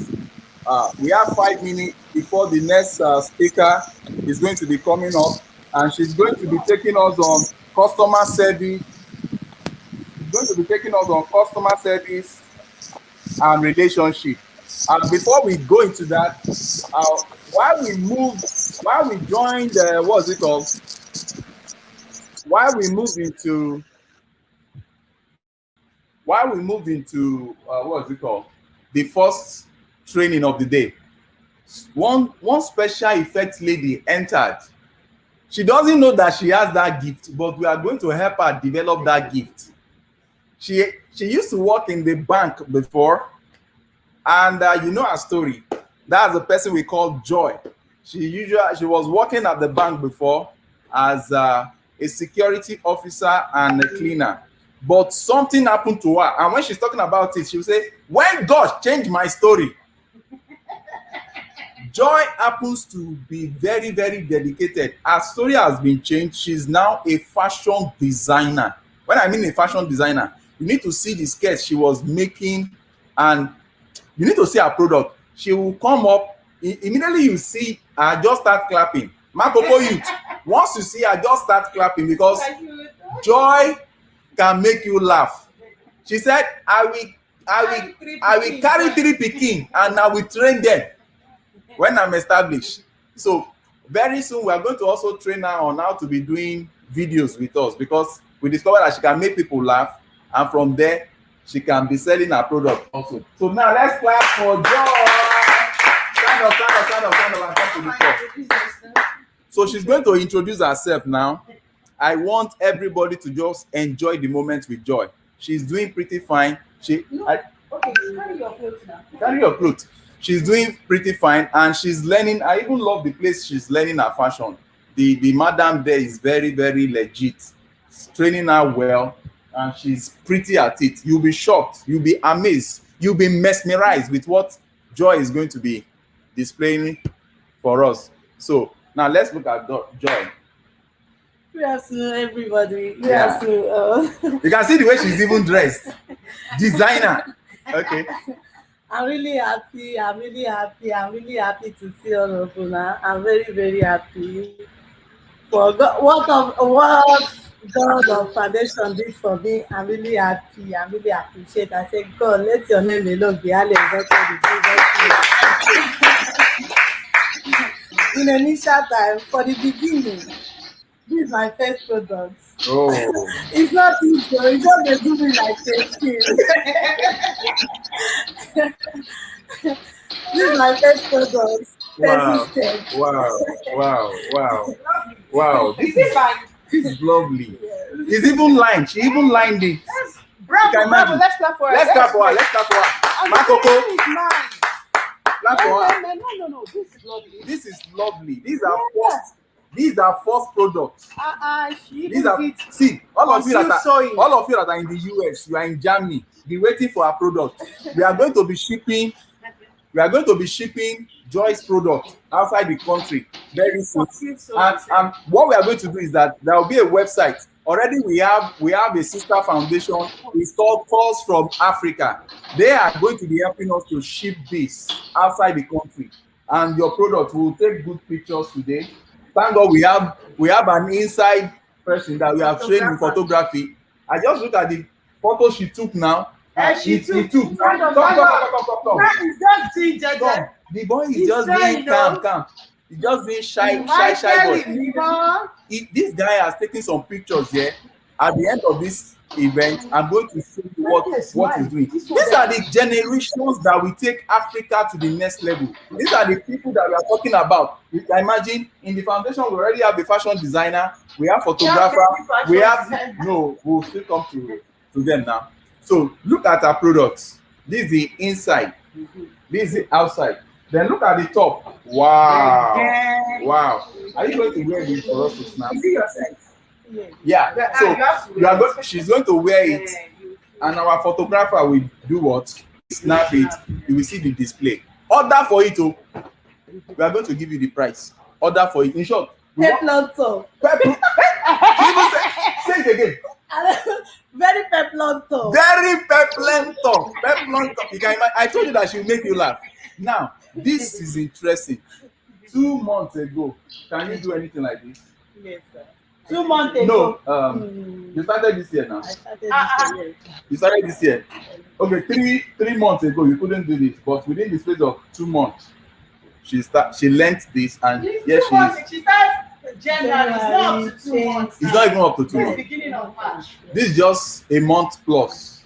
You can imagine, and this is how she is. And that's our dream. Our dream is not just to build people that will be consumers. We want African youth to be producers. And I can tell you, this lady is very hardworking. I know anyone that has worked in the bank, we know that any banker who is an hard worker, and she will be able to produce more than 5,000 pieces of this. Yes, we are going to assist her to get to that.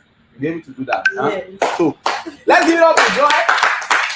Thank you, guys. I told you you will laugh.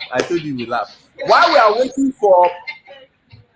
waiting for our next consultant, our speaker, please, our speaker would like your camera to be turned on now so that everyone can see you and we can start your class.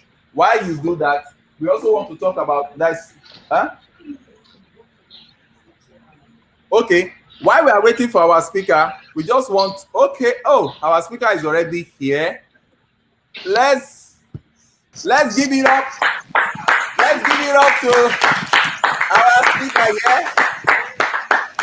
Listen, before she comes up, this is a prolific, well-educated, well-exposed, well-learned, well-traveled, well-globalized individual.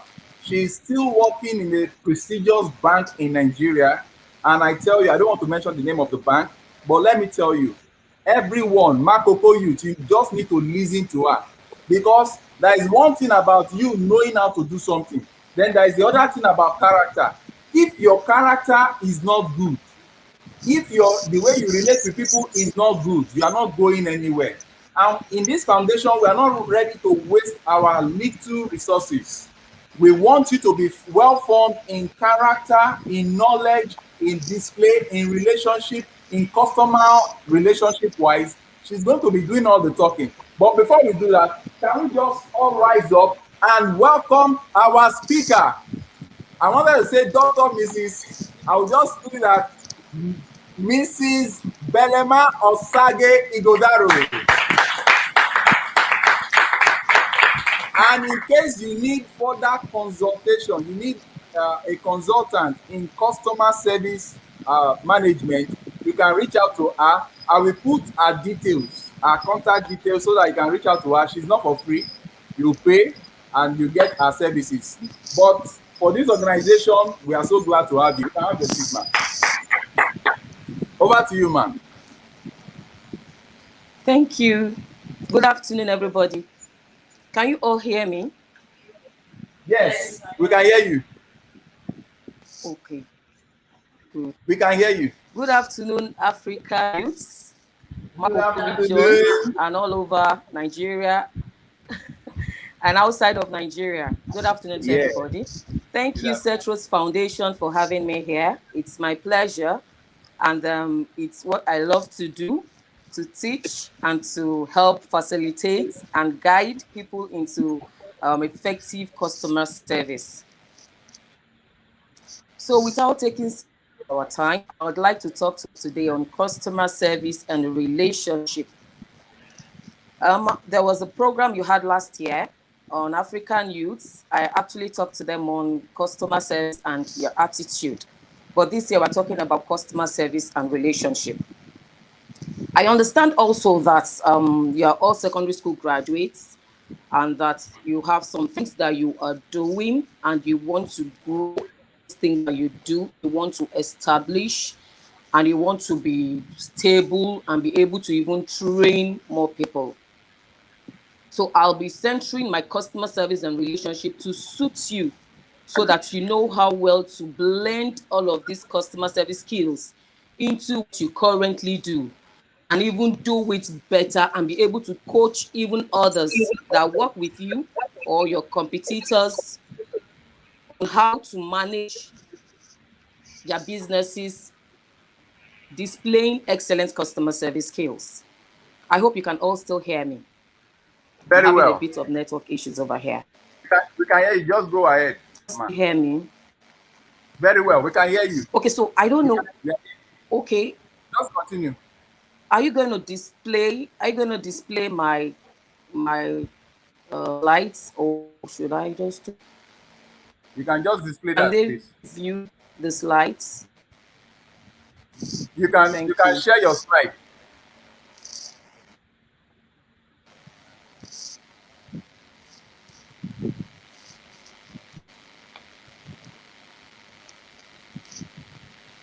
You can share the slide, ma'am.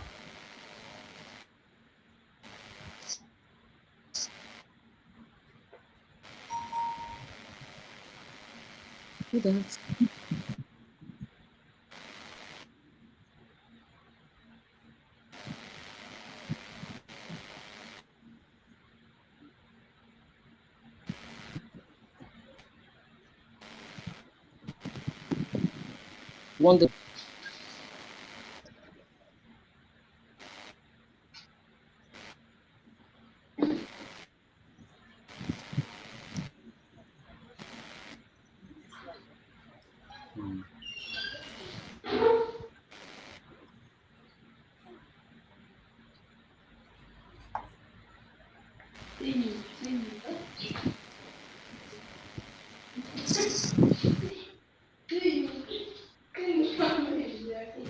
You can continue while I try to get the slide.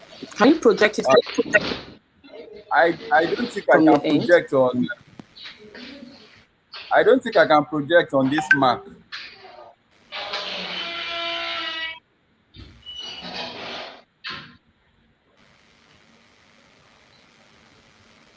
Hello, Ma. You can just continue. Can you still hear me? Very well. We can hear you.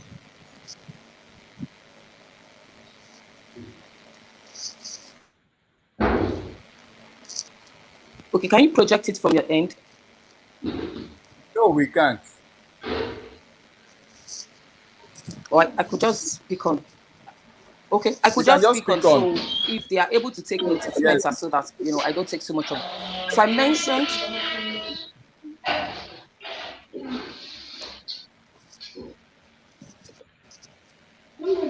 Are you saying something? Sorry. No.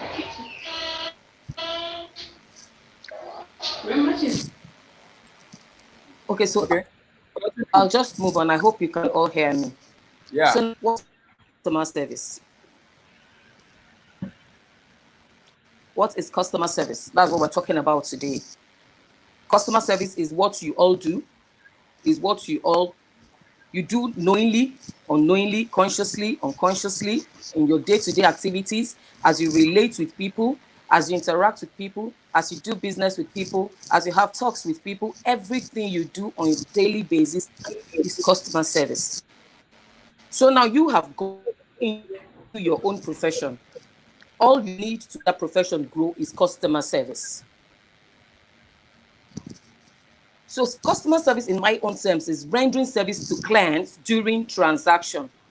You're rendering a service to somebody. Either you're selling goods, you have things you're selling, or you're rendering services, whichever way, whatever you got to do with somebody, you're transacting with somebody, all you're doing is customer service. And so customer service should be delivered at all times, before the transaction, during the transaction, and after the transaction. I said before the transaction, you're going out to market somebody, you're going to tell what you are up to, what you have to offer, what you maybe sell, what you can do, what services you can provide, all of that you do in trying to market, in trying to somebody, in trying to convince somebody of what you're able to offer. It's all customer service. And you know how important that is. You're going before somebody to tell somebody that I can sew. Like I see from all you have displayed today, most of you are fashion designers there, and there are so many other crafts that you have engaged in. And so you're going out to the public, you're going out to people to tell them, this is what this I can offer, this that you're doing. You need customer service. Imagine somebody that knows how to sew and walks up to another person and says, do you know I can sew?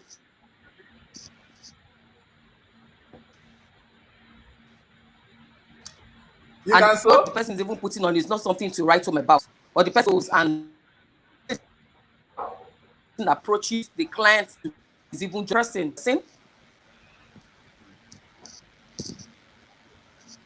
I hope you can all hear me.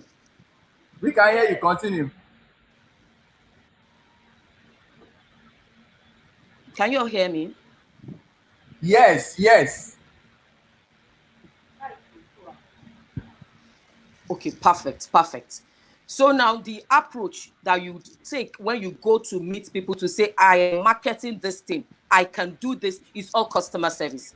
And so for you beginners that want to establish and become bigger people later in life, or as you grow in this your business, in this craft that you're doing, you need service. You're supposed to display your customer service skills before the transaction, during the transaction. You're going out to market, you're supposed to displaying customer service is being polite, is being humble, is being trying to convince the person that you want to win, the person that you want to patronize you. You're able to convince that person to say, I can do this thing. These are the things I have done. I am assuring you that I can do this. If you now woo the person and the person agrees to do business with you, the person comes over to you and say, okay, Mary, you said to me that you can sew. I have come with 12 materials. I want you to sew.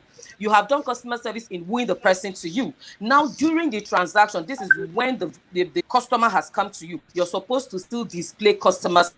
You're not going to say, okay, you have gone out, you have convinced them, the person has come, and now that the person has come, you become rude. You're just saying, what is it? What are you bringing? I've met with other customers that brought 20 materials. They are just bringing you, and you are behaving like you will not be. You will still display that your customer service skill to that your customer. So now you're making clothes. We are advertising you on this platform. Somebody now gets your number. The person now calls you to say, okay, you were advertised by the SUTRO'S Foundation. Can you make this for me? Can you do this for me? I understand this very well. I even saw some of the things you did. Can you do this for me? And you say to the person that, hello, if you do not, you cannot.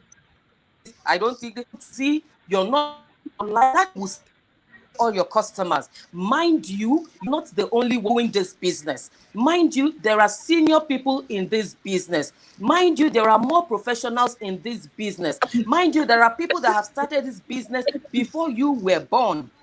Now you're coming into that business that has been established years before you were even conceived, and you think you can just beat them out of the market. It doesn't work that way. But then you can earn their loyalty. You can win their hearts by your attitude. So now, if your attitude works for you, then you see that the person comes and again comes in. I mentioned that in rendering services should display good, effective before the transaction. That is working yourself. In the transaction is the customer, I am ready to do business with you. Then after you still that effective customer service, that skill has to come showing the person. Maybe the argument was you were going to and the person has expected you to deliver and you're not there to deliver, giving one excuse or the other. You're saying to the person, I'm busy, I have other customers, I have other things I am doing, I have this, I have that, and you're doing all of that. That is not excellent customer service. So for you that is just starting, for you that has made up your mind to say that this is the craft I want to dwell in, this is what I want to do, this is the business I want to establish in, you have made up your mind and you have taken that decision. I know you are not doing what you're doing by mistake. You were not pushed, you were not forced to come to the platform. You were not forced to take up that craft. It was out of your own volition, and you said it. You see, from the lady that moved from the bank to fashion design, you see how excited she is. You can see the passion in that she displayed. And I believe and I know that for all of you that has come here or that are watching on this platform, you already have the passion for what you currently do. And so if you do not have a passion in what you're doing, it will be difficult for you to display good customer service. If your parents say to you that I want you to be a medical doctor, or your mother says to you that no, I want you to be a hairdresser, I want you to be dressing hair because that was what I learned when growing, that is what I want, and that's not what you want. If you want is fashion design, and your doesn't allow you to do that, and she insists on hairdressing, you find out that in the course of doing that hairdressing, your attitude is not there, the customer service isn't there, you are not giving your best because it is not what you have a passion in, because you're not interested in it. But if you're doing what you have a passion for, if you're doing what you're interested in, if you're doing what you pleasure in, do that is your pleasure, it's fun for you. You have fun each time you're doing it. People talk and they have fun but that is their passion and that is their business. So they are talking, they're having fun, but it's their business. You see the footballers, they are playing, but they are having fun too. But they are earning money from it. So this that you're doing, you're earning money from it. You should have fun in it. You should have interest in it. You should be excited about it. You should be ready to go the extra mile to display customer service so that you can woo new customers, you can keep the customer, can expand and grow. I have cleared that you need to display customer service before the transaction, during the transaction, and after the transaction. So now, what are the objectives of customer service? Why do we talk about customer service? Why do we look at customer service as something that can't? Why do we hit so much noise about customer service? We go to the banks, we say service. You go to the market, you say customer service. Even in your house, you say customer service. To your brothers and sisters, you say customer service. You wake up in your morning, you don't greet your parents. They'll be angry at that. But you greeting them, already that's customer service. You might say, but it's my family. That's family service. You're serving them. You're excited to buy it, and the person tells you, what? It's 18 naira, please. If you don't want to buy, walk away. You haven't even said anything. How would you feel? So now you don't want people to react that way. Then you should be mindful in the way you are the CEO of that little. Now you say it is going to grow fully dependent on you, is dependent on your actions, on how you want it to be. You want it to grow, you want to give it your best. You want it to grow, you want to give it the skills it requires. You want it to grow, you want to give it all the knowledge it's going to take. You want it to grow, you want to give it all the effort, all the energy that it needs. You want to give it everything, because that is all you have to do. Because you are in it and you want it to grow, so you're ready to give it everything. So what are your objectives? Customer service. You're going into customer service, you're talking about customers because you want to develop a customer relationship.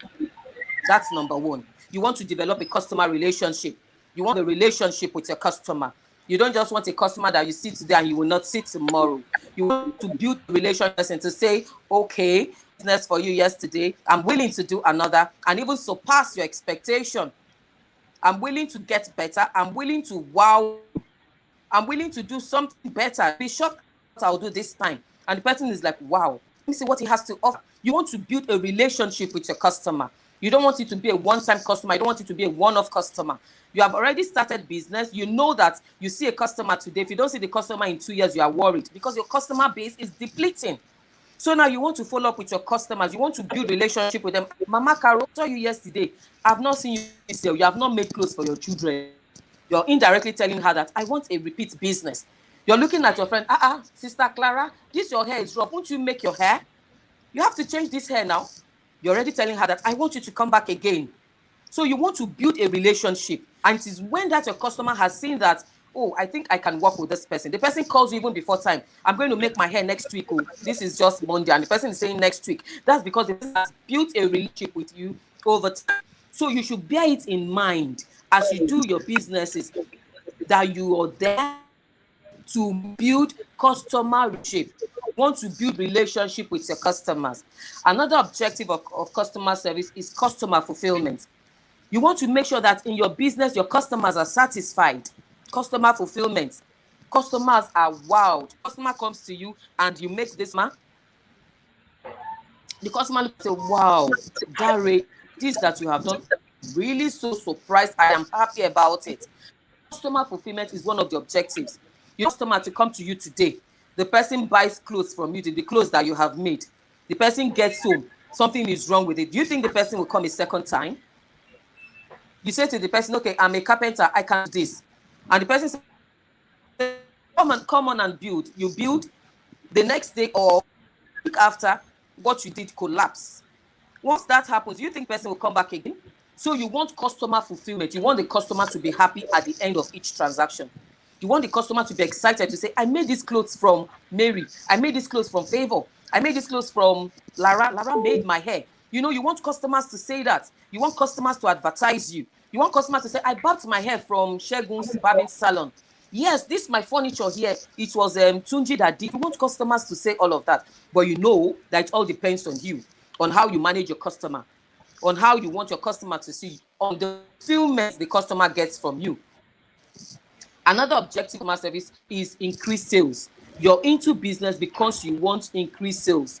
I don't know how many of you are into your business and it's just that one transaction that maybe you sold clothes for one person and for 5 months you haven't sold another one. Are you happy about that kind of a business?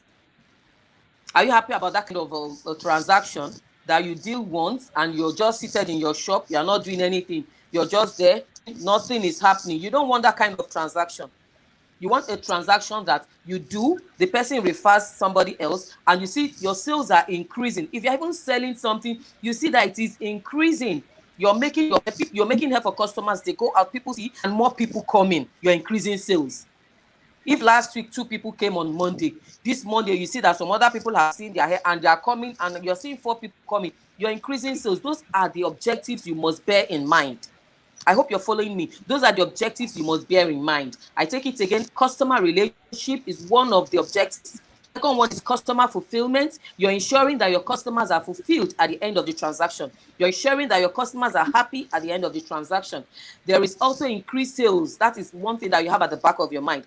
I'm into this business to make sales. I'm into this business to increase sales. I'm into this business to enlarge. I'm into this business to increase, to grow, to develop. So you don't just see it like I'm just there. Well, they said I should just do it. I should not be idle. That is why I'm just there. No, You're doing it so that you will increase sales. Another objective is for profit. Are you into business to make losses? No. You're into business to make profit. How do you make profit? When you have more customers, when you have more people deal with you, when you have more people do business with you, you will get more profits. You can make hair for somebody now, you're taking 1,000 naira. The person tells another person, and the person is like, wow, you made the hair there, I'm going there. And she brings the second part, tells the person it's 1,000 naira, maybe 1,100 naira. And that person pays. You're increasing, you're making more profits, not from the first person, you're making profits. That sense, you are in business. You are not the charity home. You are not service free. You have focus. You have a direction. You have what you're aiming at. You have where you're going. You have set goals. You have things that you have laid down to say, in all that I am doing, I want to achieve all of this. It all comes down to the objective of your customer service. If you do not have customer service, you cannot achieve all of this. Your customers cannot be fulfilled. Your customers have a relationship with you. You cannot have increased sales. You cannot get profits. You cannot even advance your products and services if you do not have good customer service. I'm a customer service specialist. You walk up to me and say to me, okay, Velema, I can do this. I want to see the way you're getting it. I want to see the way you're. I want to hear you talk. If I'm also convinced, I want to see if you're passionate about what you're doing. I want to see if you really know what you're doing, or you're just going about just not knowing what to do. Those are the things customers want to look out for, and those are the things I will look out for, and everybody will look out for that. So you want to ensure that in your doing, customer service is key. Don't get customer service number one. You can have all the machines that you need to work on in Nigeria and abroad. You can have all the uncles that love your business and are happy about it. You can be living in Lekki or Banana Island. All of that can happen. But if you do not have good customer service skills, it will kill everything. It will come back to zero. If you cannot relate well with your customers, if you cannot relate well with the customers that you already have, and you should not forget that when you begin to have new customers, you do not forget the old customers, the existing customers. You don't throw them by the side. You don't say to them that I now have more customers. What's she feeling like? So what is this about that? You don't do that. You want to keep the existing customers and you want to win more customers. It is by that your customer base will now grow. But if you try to drop the customer you already have before, your numbers are not increasing. You have 5 customers today. Tomorrow you have 2 more, makes it 7. And your attitude drives away 3 from the ones that are existing. It drops that number to 2. With the 2 you have just got, it drops it to 4. Your numbers is depleting. You're getting, but you're losing. Getting with one hand, you're losing with the other hand. So you're trying in all that you do to display these skills so that you can woo in new customers and retain the old ones. Do you agree with me that to get a new customer is more difficult than retaining the one you already have? For you to go out and try to woo a new customer is a more difficult task than to retain the one you have. If the one you have now is a loyal one and the person is committed to you, is it not easier to manage that person? It's easier to manage that person, but for you to go and win a new person is more difficult. So your customers, your existing customers, you want to retain them. The ones that are coming you also want to retain. Your way of retention is by good customer service. So customer service is, you cannot put it at the background. You cannot look away from it. You cannot shy away from it. You cannot say, well, I'm a shy person. I don't like looking at people. I don't like this. I don't like that. No. Customer service has to come to play for you to excel, for you to make it, for you to grow, for you to be known, for people to know you. You need to display that customer service skill and display it like water. You get so used to it that even in your house, they see that you're a changed person. They see that the way you relate with people has changed. That's because you have consciously worked yourself. Don't say you do not have that skill. You have to work on yourself. You're able to display it at all times. Consciously, unconsciously, you're displaying good customer service to those around you, even to those that you say, come and do this, and the people turn down. You will not be rude to them. You will still appreciate them. And I know that you did not patronize me this time, but you would patronize me some other time. You're saying that to the person, you're being hopeful. The person now looks at you and says, even though I did not patronize her, not even angry. I will go the next one. 30%. After all, you're not even buying it. You are just coming to win. Please, I beg, I beg, I beg. Once you do that, the person will not come in some time. The person will. But whether or not the person does business with you, good customer service will make you appreciate the person. To say to the person, well, thank you so much for coming. That you even came at all. You show that you notice that I am here. And you might not have transacted this time. I know that you will transact another time. But please put me in mind, should you have a cost to do this? Should you have a cost to buy that? Them here, I do them here. That is excellent customer service. You'll be surprised that the next one, even if the person doesn't go, the person will refer somebody else to say, go to that shop. That lady is appreciative. She would appreciate you. Go there. She has good customer service. She has good attitude. So customer service is key in any business, in any profession, in anything you want to do. You want to grow, your customer service is key.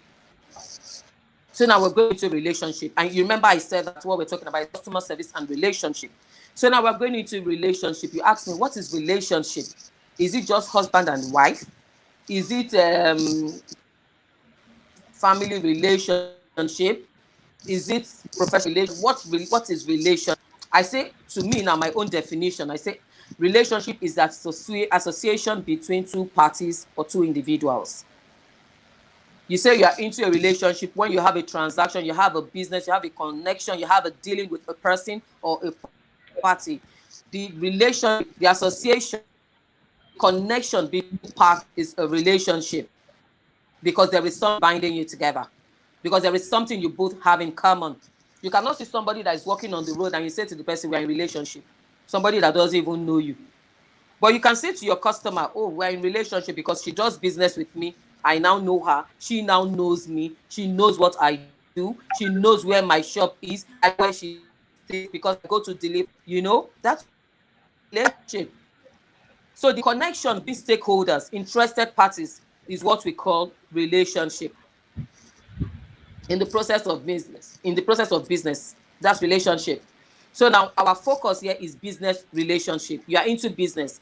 And so the relationships you are looking for, they are business relationships. People that will grow your business, people that will patronize your business, people that will stick to business, people that will market your business, customers that will market your business.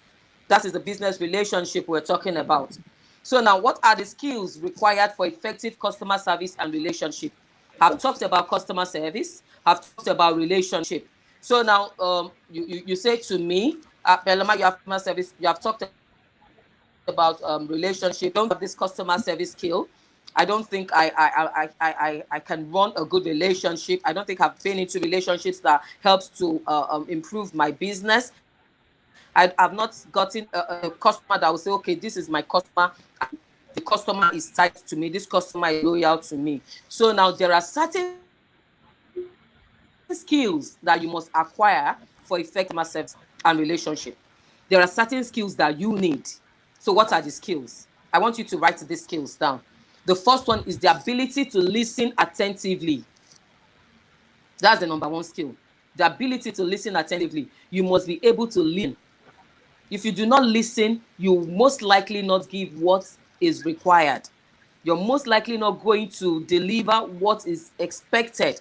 So now your listening is showing to the other party, is showing to your customer that I know what you're saying. I know what you want. I think I can even exceed what you want. I understand what you want. Your ability to listen helps you solve. In fact, the project or whatever assignment, whatever business, whatever transaction you want, and if you're able to listen, 80% of that transaction is already completed because you know what you want to do. So you're not going back to rework that transaction. Most times when the business owners do not listen, you say something to the person does something, you find out that you have to do that work over and over again. You have to do that.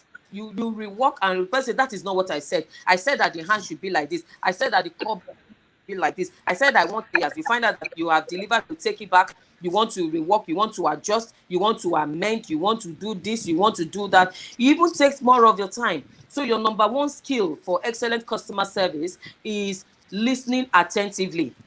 The second one is ability to communicate clearly. If it is Yoruba, you can speak. If it is your language, you can that customer. Go ahead and get.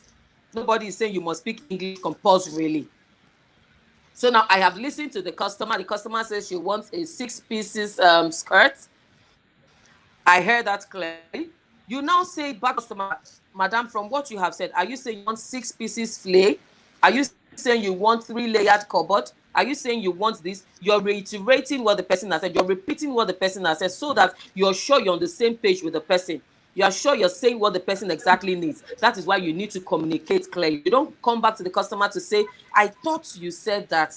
I actually thought you meant I should do this. I thought you wanted this, or you're just thinking. The person will get pissed and say, what do you mean by you thought? I'm supposed to wear this dress tomorrow. You're coming to me today and you're saying you thought and thought and thought. So you're mindful in your business that you're listening attentively. You're communicating clearly. You're saying to the person, is this what you say? Madam, if I understand you clearly, are you saying that for your 3-year-old child, it should be a skirt and a blouse? For your other daughter, it should be a gown? You're already saying what the person has said so that you're affirming what the person has said. It's okay, we're on the same page. It's a gown. Imagine if the customer says, I want a skirt and blouse, or you say, I want a gown, and you go ahead and make a skirt and blouse. The customer will be disappointed. So you want to listen attentively. You want to communicate. If it's in Yoruba, say it in Yoruba. Madam, is this what you're saying? I cannot be speaking Yoruba. You're speaking, not understanding each other. You might need an interpreter so that you're sure you're getting what the person is saying, and the person is understanding what you're saying. The person might come to you and say, well, this is what I have. And you're saying to the person, this material that you have brought will not be enough. Make sure the person understands that. So that you don't do it and the person comes and says, why is it like that? And say, it's a material that is not enough, but you did not mention it. So you must be able to communicate clearly. So another skill that you need is self-control and tolerance. You should be able to tolerate people. You must have self-control. Customers come to you, they are not patient. They just look at you and say, this is what, they are just irate, they are just angry, they are just unhappy. You don't know for whatever reason that the customer is unhappy.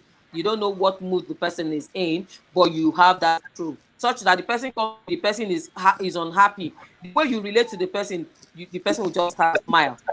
Already you have lifted the burden of that person. But you are not adding more to the person and saying, what is it? If you cannot talk, please leave my shop. You don't do that. You want to grow, you don't do that.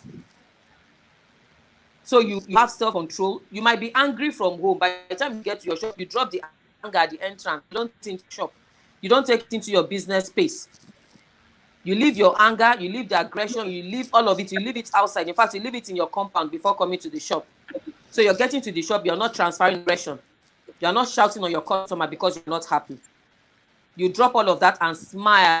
The plastic smile, you give it to the customer so that the customer is happy, the customer is relaxed, the customer is able to talk. But when the customer comes and the customer is great and you're frowning, do you think the customer wants to say something? The customer says, okay, I'm coming. I quickly want to get to this. The person goes and the person will not come back. So these are the things you're mindful of. These are the ways you can retain customers. Make sure you are friendly to them. Make sure you tolerate them.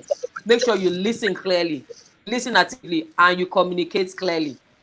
So another skill you need is willingness to learn. You must be willing to learn. Your customer comes to you and tells you this is what is on trend. This is what is trendy. And you say to the person, I can't sew that one. Why not sew this other? You want to force your own style on the person. You want to force what you do on the person. You shouldn't do that. You should be willing to learn. If the person says this is what I want, say, okay, I haven't seen that before, but I can quickly Google it up.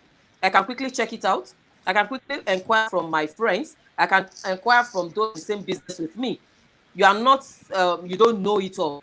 And so because you don't know it all, there is room for you to ask other people. You can ask your fellow tailors to say, there's this style one of my customer wants, so I don't know. Have you made that kind of a style before?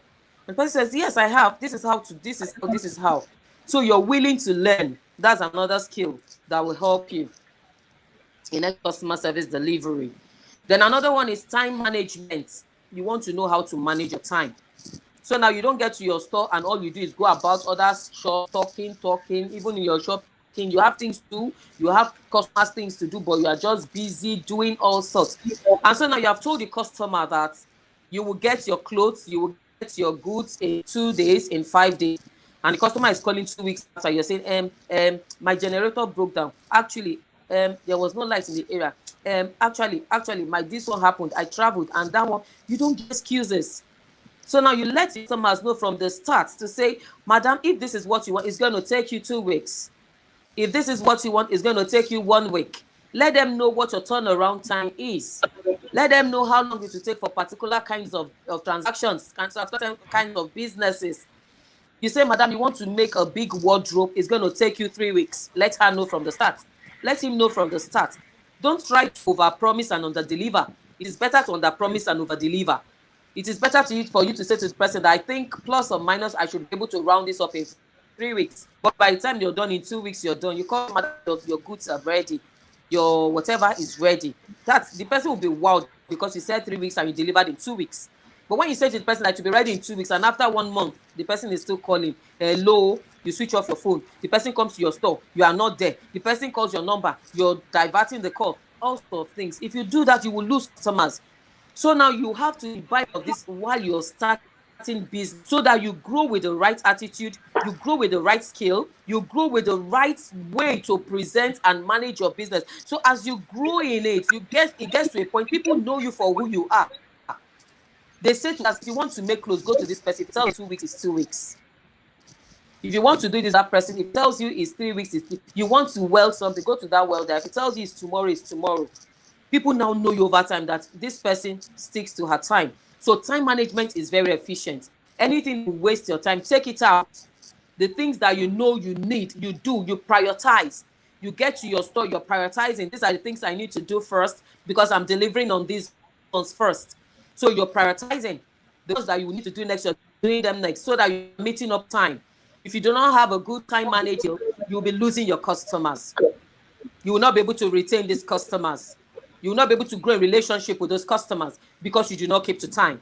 If I have a customer, maybe a vendor, something to deal, and he's supposed to deliver in a week, and after a month, he's telling me stories. He lost somebody, he traveled, he came back, there was this, he was sick, he was not around, he wasn't well, his workers did not come, and he's giving excuses like that. I'll just delete his number. I'll delete his number from my phone. So the same thing applies to you also. Ensure you are able to manage your time properly. So another skill that you need is the ability to accept feedbacks. So what are feedbacks? Feedbacks are the comments that people get after transacting with you. So that's with you. It is proper for you, the business owner, to ask the person, Madam, the jollof rice I prepared for you the other day for that your party, was it okay? Did your visitors like it? Did your invitees like it? Okay, what about the smoothie I supplied? Madam, was it okay? What about the snacks? So listen to them. You don't just away. The person tells you that, okay, but it was not soft enough. Thank you for telling me that. You note it, you write it down. That, okay, the rice was okay. That means the ingredients I used were perfect. Just that I did not allow it to steam for some more. I did not allow it to cook for some more. You're taking corrections. It could be negative feedback. It could be positive. So open up your heart. It will not always be positive. It will not always be positive. You can make something for me. Maybe somebody likes it on me, but me, the owner, I don't like it. I'll come to you and say, I don't like it. Say, madam, but it looks good on you. But I say to you, I don't like it. Take that feedback. It could be negative. It could be a very annoying feedback, but all of these feedbacks you need all of these feedback to solve together. You need all of this feedback, build your business, to build everything. So when you go to people and you get constructive feedbacks, you get positive feedbacks, you get negative feedbacks, you want to put all of them together, you want to go back to your shop, you want to write them down, you want to look at them critically, you want to see how to change them. Maybe somebody tells you, madam, well, the clothes was okay, but the finishing was not okay. You want to go back to look at it. Do I need to get a machine that will help in my finishing? Well, if I get another machine, will that work? So now you are beginning to work on the feedbacks you have got. You are beginning to see how you can that area that people have complained about. So now when people give you a positive feedback, you want to build on that. Somebody tells you, madam, this cloth is perfect. I like it. And your timing, it was perfect. It's okay. The timing was perfect. So if I can reduce my timing for gown dress to 2 days, I think my customers will be happy. If okay, this one, they will be happy.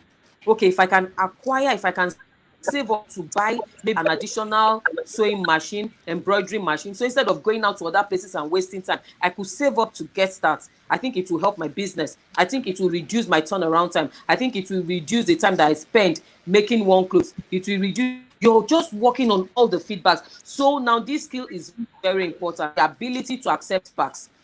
Mind you, feedbacks could be positive and they could be negative. So you need to accept both positive and negative feedbacks. You need to take them back to your shop. You want to work on them. You're not just taking feedbacks and throwing them away before you get to your shop. Say, what is she saying? Rubbish. Clothes that I used 4 hours to make. She's not telling me the stones are not well arranged. What rubbish? You don't do that. So now you have got the feedback. You're taking it back to your store. You're taking it back to your shop. You're taking it back to your space. Okay, I did this well. Okay, I think I should perfect this. I think I should perfect this. So these are essential skills that you need to acquire. Nobody was born with all of these skills. You learn them. So you learn these skills. You grow in them. You want to perfect them daily. You want to perfect them per transaction. You have done it in this transaction. You want to better it in the next transaction. So you grow in skills.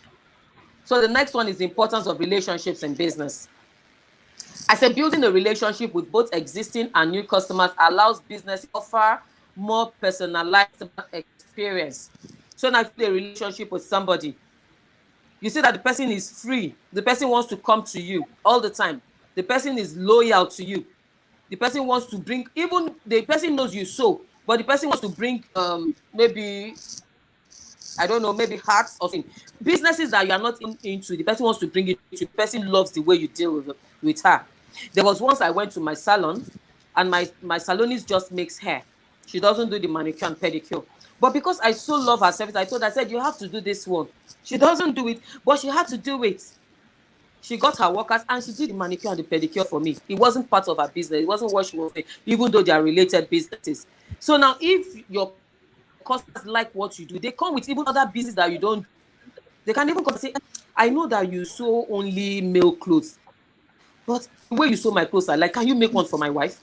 That would now force you to either go and learn how to make female clothes, or employ somebody that does female clothes, or partner with somebody that does female clothes to grow your business is growing because you already have established a relationship with that person. You see the essence of relationship now?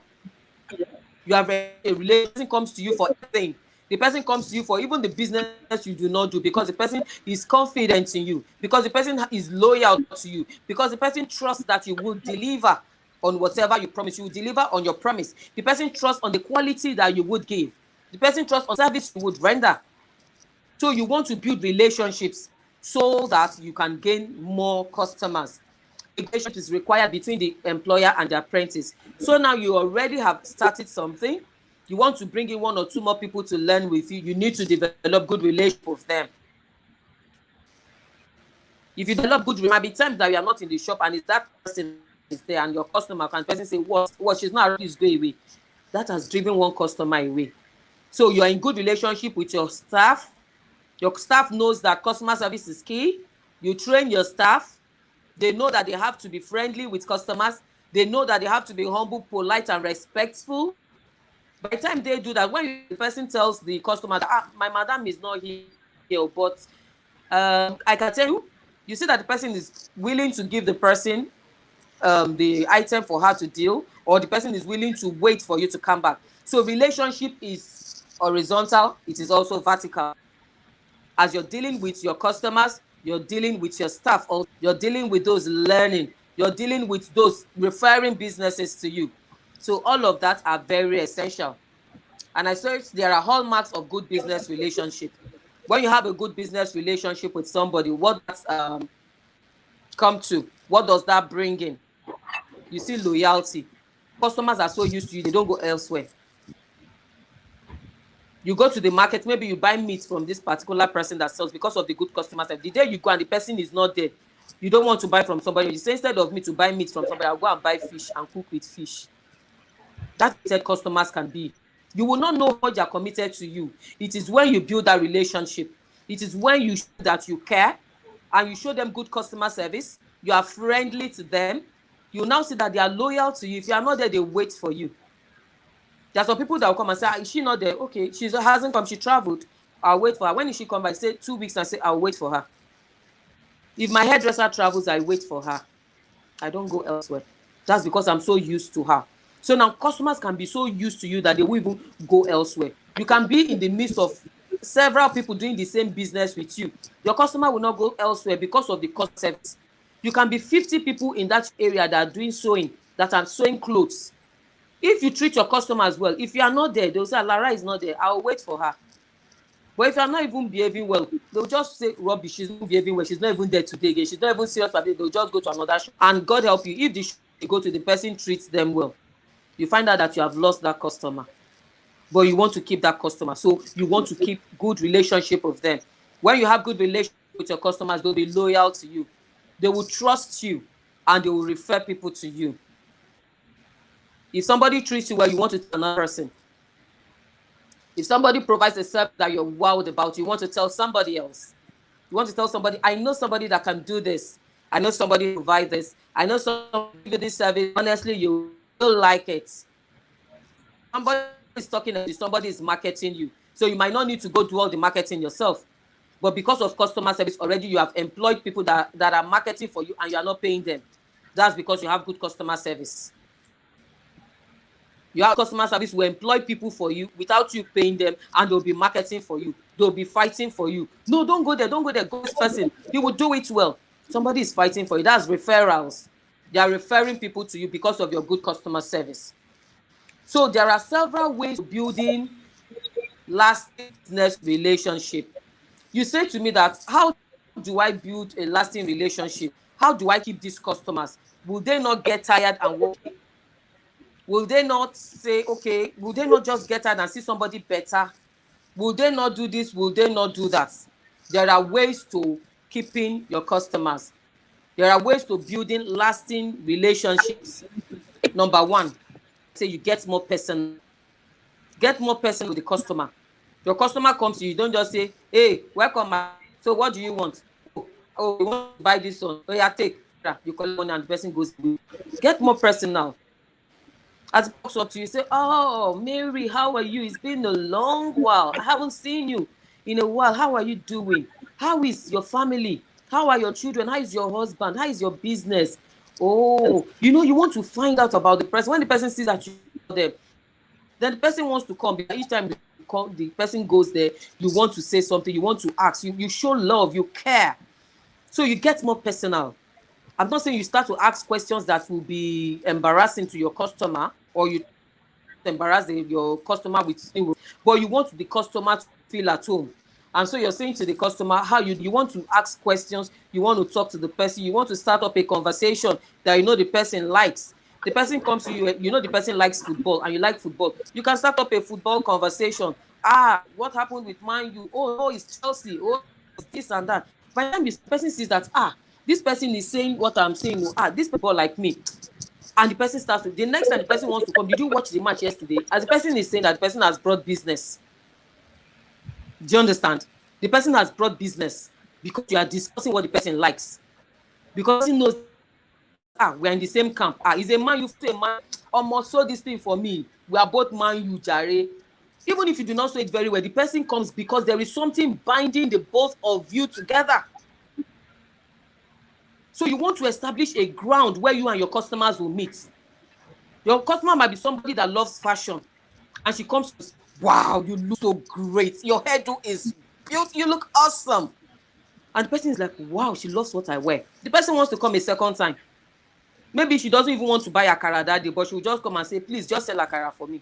Not because she wants to buy, but because she knows you will appreciate her. Because she knows you will look at her and you will say something pleasant. So you want to be personal. That's the way to build relationship. If I meet with you today and I see that you treat me well, you treat me, I want to come a second time. So you want to do the same with your customers. So another way to build a lasting business relationship is to develop mutual respect. Don't get too familiar with your customers that you disrespect them. Somebody that you call Mrs., let it be Mrs. Somebody you call uncle, let it be uncle. Don't be too familiar that you now say somebody that is older than your father, you now say, hey, Shege, because you know his name is Shegun. Mutual respect. Respect your customers. Don't get too familiar, start to diss them. Or the person comes, you start to send your customer on there and, hey, madam, let me pass that cloth. Because you are so close. You know, you try to maintain that respect. That person sees it that even though we are close, she's not familiar. She's not taking me for granted. He's not taking me for granted. He still respects me. So in relationship, no matter how long it's going to take, ensure you have there is mutual respect for your customers. The third one is you must be trustworthy. Your customer must be able to trust you. Your customer comes to you and says to you that I have an occasion. It's a big occasion. I've got a style. In fact, I got this style from my dream. I want you to make this style for me. Please don't make it for somebody else. The customer trusts that you will, believes that you will be trustworthy enough to keep that. But you know, immediately the customer leaves, another of your customer comes, that person, oh, come. Let me make one beautiful style for you. And it's that person's style. You even tell the person, go and buy this type of material. And before you know, the person has bought that type of material with that person. To the occasion, and both of them see each other, they are wearing the same style, the same color, the same clothes. You think that customer will come back to you again? You must be trustworthy. I'm citing examples. It applies in all areas of work. It applies in all areas. Your customer maybe is not happy that day, and he just tells that, can you imagine? One of my customers just got me angry, or my mother just got me angry, or something. And the person tells you in confidence, and before you know it, they are hearing it in the area. That do you know that this, that, and that happened? You are not trustworthy. You are not your customer's confidence. You are not the counselor, but the person shared it with you because the person built a relationship with you over time. And the person now goes about and is hearing it from shop to shop. Yes, they said that this will happen. They said, how did they hear? And you know that you are the only person the customer told. You have to be trustworthy. Show to your customer that you are trustworthy and that your customer can trust you. Another one is you share the joys and pains with your customers. You're building a lasting relationship, mind you. So your customer comes to you and he's sad and you're asking him, Emeka, what's wrong? And he says to you that I just lost my father. And you just do not show sympathy and you just keep talking. Well, it is well. It is well. It can happen to anybody. Anybody can die. Anybody can this. Which clothes do you want to make today? Do you think I will come a second time? Say you are not moved with my pains and joy. The person expects that you say, oh, I am sorry. I haven't lost somebody before. I might not be able to put myself in your shoes, but I am deeply sorry. Please accept my sympathy. And the person sees it in your face. The person sees it in your action. As a matter of fact, if you lady and a lady that is the customer, you can even go and hug the lady. Oh, my friend, I'm so sorry. And the person is like, wow, she's so moved. She was so touched. You're going outside of business, but you're retaining business by this. Your customer can just come to you to say, my younger brother is getting wedded. My younger sister is getting wedded. And you just feel, come so. That person sees you like a neighbor. But when you person that, when is wedding now? That is a wedding. What color are we wearing? Do you have an ashwebi? Is it color blue? Wow, I am there. Count me in. Please send my own Ankara. Once you say that to that customer, do you think that customer will not come back again? I cite an example of my customers. I had a customer about 10 years ago. We were so close that she would come to me, she would tell me all her problems. When she was going to get married, I was like, what clothes are we wearing? Me the color. What color is the gele? She gave me color of gele. I was ready at the occasion. Do you know this is 10 years after we still relate? She still calls me to tell me things. I'm not in that business again, but she still calls me to tell me that I am not happy. And I still talk to her. This is 10 years after, 2010. In fact, 11 years after. We still spoke last month, but we met 11 years ago. We were so close that I attended her wedding. So you want to show that kind of expression. You want to show that kind of relationship with your customer. You don't want it to be kind of customer, service customer. It's only when they bring service business to you that you laugh. You make their business, you make your profit. Your customer tells you this is happening. You cannot say, madam, I might not have enough, but can you add this one to that? You're already going outside of it. Your customer is marking her birthday. You want to call the person on that day to say, birthday, my customer. You know, I will never forget your birthday. The person knows that, wow. How many of you have got text messages from banks? You see them sending you text messages on your birthday to say, happy birthday to you. Are you excited? Like, wow, somebody knows. In fact, as you're waking up by 1 a.m., the first text that coming is from your bank. I'm saying to you, happy birthday. You'll be happy the rest of the day because somebody remembered you. Because somebody said to you, happy birthday. So now if you have customers that are marking their birthdays, you do not care, you do not go, you think they will come again. So you want to learn to share in their joys and their pains. That's how to retain. That's another way to build a lasting relationship. And accepting others the way they are. Your customer comes to you and you see that this your customer, doesn't talk too much, wants to save time, doesn't have so much time to talk. Accept your customers the way they are. Don't change them. Don't try to change them.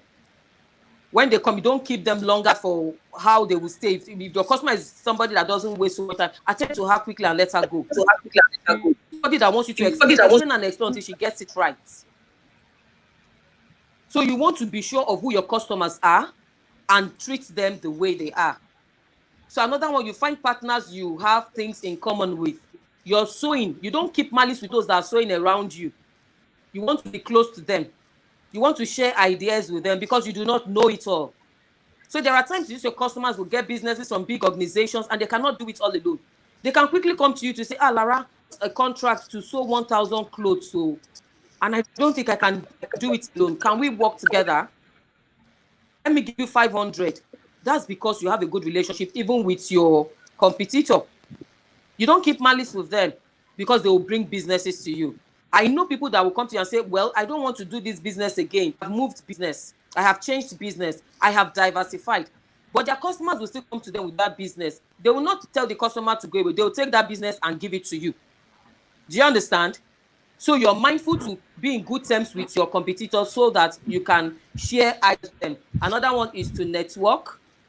And another one is to be open-minded. Okay? So those are the ways to build business, your business and a lasting business relationship. You're able to network and you are open-minded. So there are things you need to do to remain in business. This is the last slide I have so that, other speakers can come on too. So there are things you need to do to remain in business. I want you to write this down. Number one, you will develop yourself personally, personal development. You want to go for trainings. You want to learn from other people. They tell you, okay, there's a training here on this, on that, on technology, on customer service, on this, on sewing, on new styles. It costs 500 naira. Spend money on your training so that you can develop yourself. You need to develop yourself. Your customer should not meet you 10 years ago, come to you today, and you are still the same person that sells rubbish. You should have grown. You should have been more enlightened. You should have been more spicy. So in all that you do, ensure you get personal development. The second one is more knowledge stay abreast in the field of practice and adjacent industries. So you want to acquire more knowledge in your field and the businesses or the industries that are close to you. So I mentioned earlier that my hairdresser will only do my hair, but I said she should do my nails and she was able to do it. So you also know what businesses are close to you. You're in the entertainment industry, you know what other businesses are close. You make clothes, you know other businesses that you can do alongside. You can even open an embroidery store where people will come and be doing their embroideries. So all these are adjacent businesses that you want to hook up together so that you are able to build and retain the business and you're remaining relevant in that your field. Another one is good relationship with competitors. I said that earlier. That's how to remain relevant. Another one is the use of technology to enhance your business. I don't like all this technology. The world is going technology. The world is technology. The world is advancing with great speed. You don't want to be left behind. You don't want to stay at the back. You want to get a phone, an Android phone for that matter, so you can market your goods. You want to be on the social media so you can display your goods, so you can advertise what you have, so you can advertise what you can do, you can advertise yourself. But if you don't have all of this, if you do not buy into all of this, how then do people know you? How then do they patronize you? How then do you stay relevant? You will go extinct. Your business will go extinct because you are not trying to remain relevant. In trying to remain relevant, you should embrace social media. You should embrace technology. Embrace it with everything. Finally, you want to do a periodic business evaluation. You want to remain relevant. You want to evaluate yourself. You want to check on yourself. You want to say to yourself, how did I fare last month?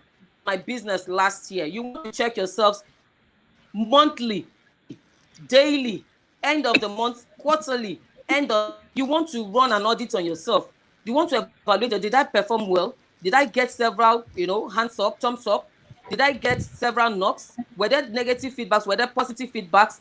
You want to check your finances. Of all I did last year, was I able to save some money or did I just squander everything? Do I have savings? You want to keep all of that in check. You want to evaluate yourself, even your human resource, your staff strength, your staff, have they improved themselves? Have they developed themselves or they are still the same way they came? to leave them better than they came. You want them to grow. You yourself, you want to grow. As you're developing, you want your staff to develop. You want to take records of what you did in the previous year. That's the only way you can see if you're doing better this year. If I do not see what I did last, I do not care what I'm going to do this year. But if I did ₦1 million last year, or I did 500,000 last year, and the profit I made from it was 200,000, I want to check this year to say, okay, did I make more or less? If I made more, I want to put in more. I want to imbibe more. I want to bring in more ideas. If I made less, I want to see where the leakages came from. I want to close up all the leakages. I want to introduce things that will help me boost it. But if you do not even have records of whether you're doing well or not, it's worse. If you don't know if you did well last year or you did not do well this year, you do not know how you're faring, you're not evaluating your finances, you're not evaluating your personnel, you're not evaluating your staff, you're not evaluating anything, then you will be going down.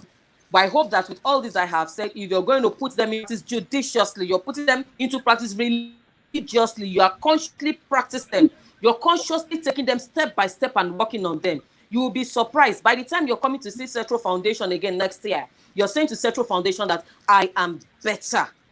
What I learned last year has taken me higher. I have made more money. I have increased my database.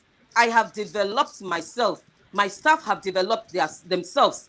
We are meeting with newer people. We have met with people of high class, even in this industry, with different people. You see that so many things would have come up that you're already happy about. I hope you're going to put all of this into practice.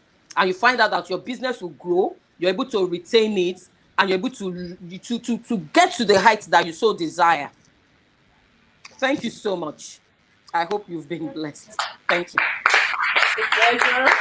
I want to say a big thank you to Madam Delema Osage Godaro for this presentation. So we're going to have our questions now. It's a pity we don't know what's happening to those at Makoko. They've been home since, and the Edo location and some other locations. So we don't know what's wrong, but we will still try to get them. We are calling the contact person there. So let's have our questions. Those of us that have been asking, and they have a lot of customer service related questions there. They've even been asking from the first presentation. I don't know why they are not connecting now. So we have the floor now. All of us, let's ask our questions.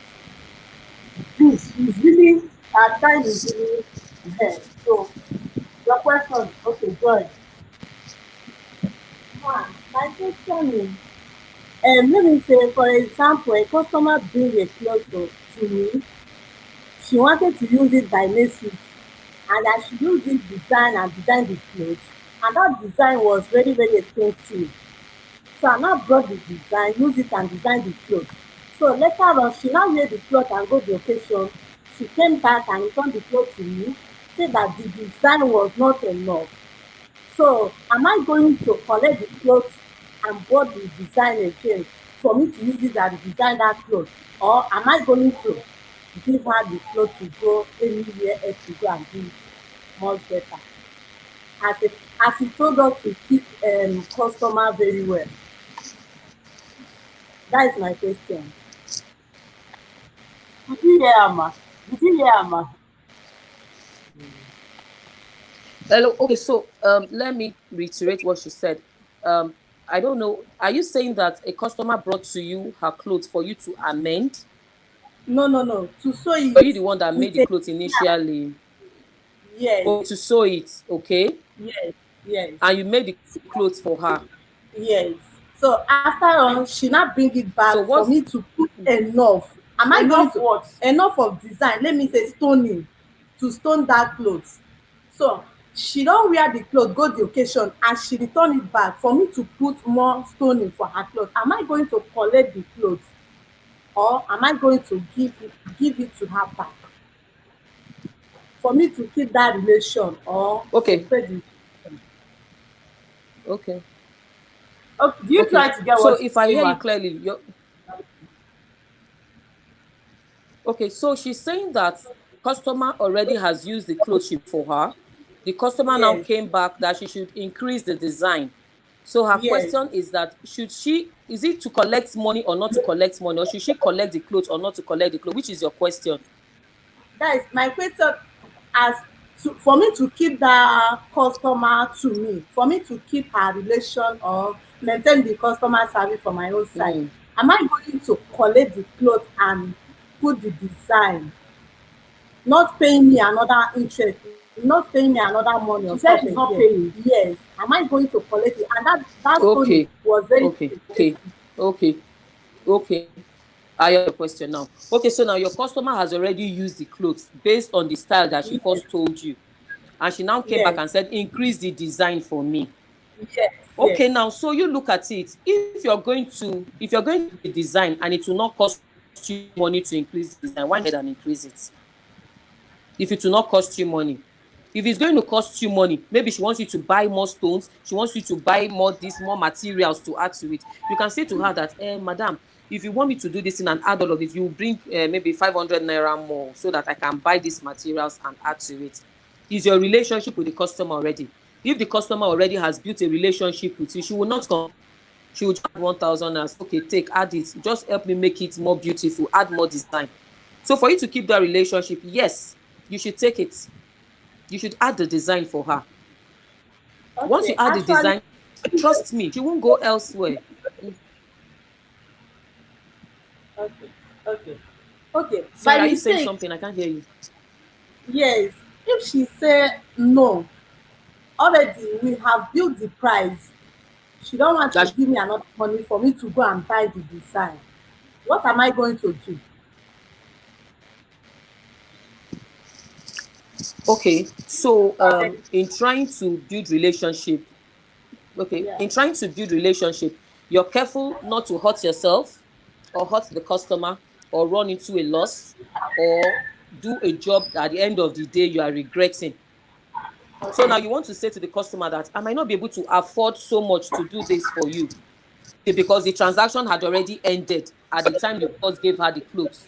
So now that she wants additional, if you can do it for her for free, fine. It is up to you. You check your purse. But if you cannot do it for her for free, let her know that, madam, you might need to add something because I'll explain to her. You need to explain. By the time you explain it, when you have built relationships, you will not have problems. Madam, because I will buy this and buy this and buy this, all of this I'm going to buy is 1.5. But because you are my customer, I will not take the money for sewing it or adding that thing. Just give me the money to buy those materials. Any sensible person will give to you because, of course, the transaction had been closed out when you first finished it. Except maybe you did not finish it. But if you had finished it and she had taken it and had used it, but just wants something additional, if it's going to cost you money, politely explain to her and let her know that it will cost me additional so naira. Bring it, let me buy those things. I will not take money for adding the other design, but just give me the money for the material. But if you know material that you already have in your shop that you can add for her, go ahead and add it for her. You need to go the extra mile for your customer as long as it will not hurt you. But try at all times to go the extra mile. That extra mile that you go, that extra thing that you do is what differentiates you from other people. Is what differentiates you from other tailors. Is the thing the customer will come to you again and not to another person. Do you understand? Yes, ma'am. Thank you. Okay. So thank you so very much, ma. Oh, they have many questions for you. We have just Go ahead. 10 minutes. We have just 10 minutes for this part. Okay, your question. Okay, ma. In the customer relationship, is it that in a business sense, you have to try keeping all the customers? Because in some states, you might like let this one just go, or you just have to have the mindset that you have to keep all your customers as a whole.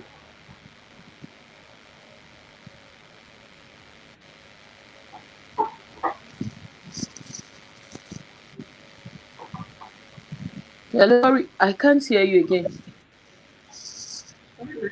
Okay, I'm trying to say in a business sense, is it that we should have the mindset that we have to keep all the customers, even the troublesome, those that are troublesome, that you wish to keep away. Is it that you just have to have the mindset that you have to, because you can't do good to everyone, you can't satisfy everybody's needs.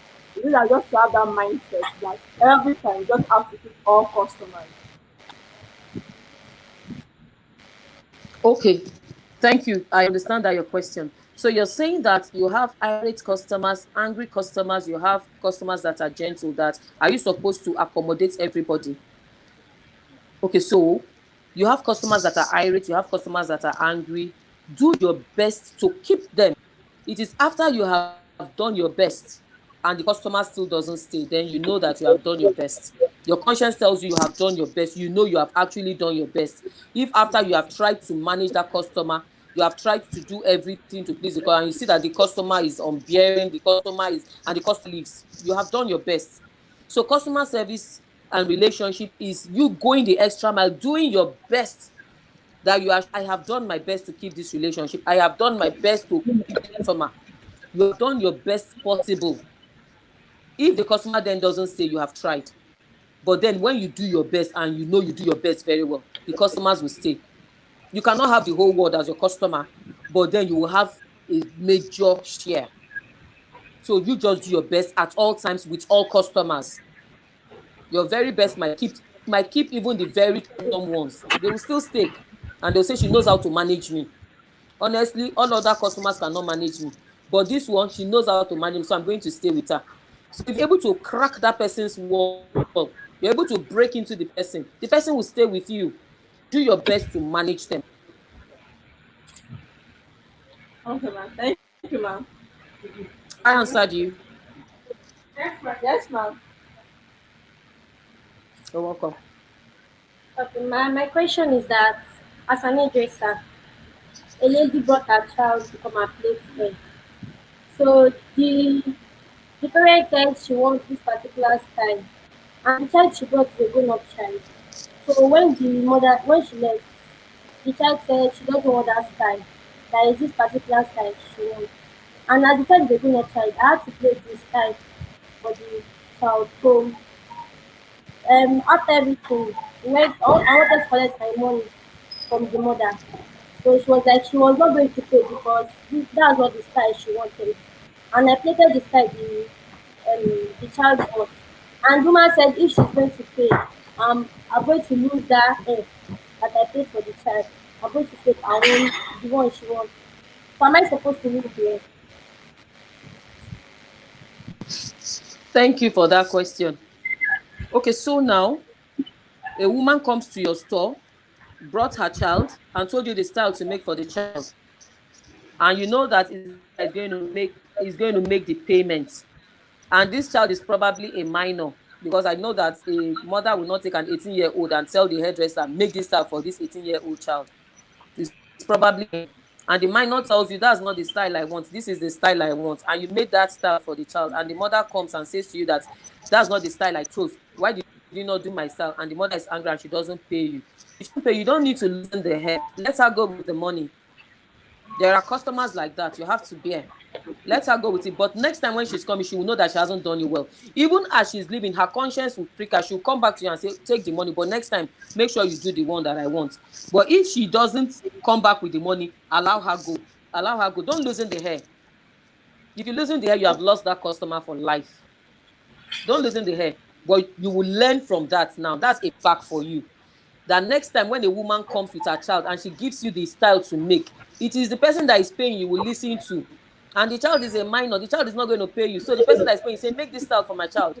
That's what you listen. That means you need to develop on your listening skills. You must be able to listen to what your customer wants. You don't do another thing. Somebody has given you instruction, make this style. Another person comes and say, no, don't make it again, change it. You will hear from the person that is going to pay to say, madam, should I change it? If you had gone the extra mile to call her back, say, madam, your daughter is saying she doesn't want patewa, she wants shuku. Should I change it? Then she will tell you that no, you do what the mother wants. The mother can now say, okay, go ahead, you can change it. But because you did not even listen to her, and she's the one that's going to pay, your own fingers are burnt. So there are in businesses that your fingers are burnt. That will be your own push, you have to bear that. You don't need to loosen the hair so that you don't lose her forever. Okay? Okay. Okay, with that being said, we have only one spot for one question, although so many of them still want to ask more questions. And someone online, one of the African Development Youth online, Richard Oyoko, is saying that what should a starter in business do to win over loyal customers to their hosts or to gain a better share of the market. That's one. Then we have one person inside there so that you can answer the two together because of our time. Okay, over to you. Okay. Please, I would like to ask a question. Maybe like, for example, a cloth for me to sew, and I don't know how to sew that particular style. Can I go out there to, like, cooperate with other of my colleagues, to know how to get that style of clothes? Okay. Thank you. Did you hear I think that, I ma? understand your question. Yes, I did. Oh, she's frozen. I think network or so. I got her question.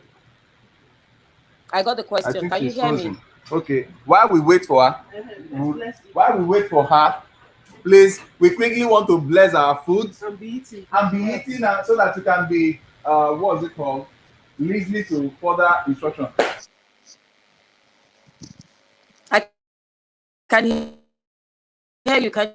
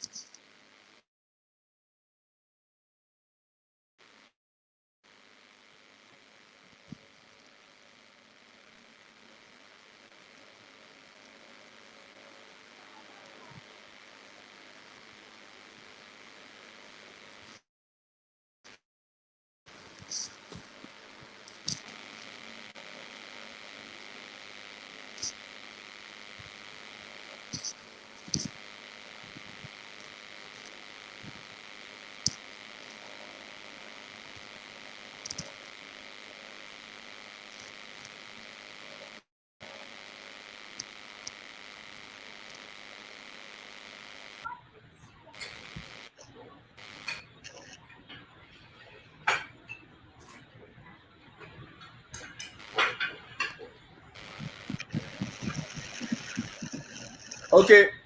Sorry, we had a little. Hello. Can you hear? Yeah, we can hear you. We had a little glitch in the. We had a Okay. little glitch No on the problem. next, No and problem.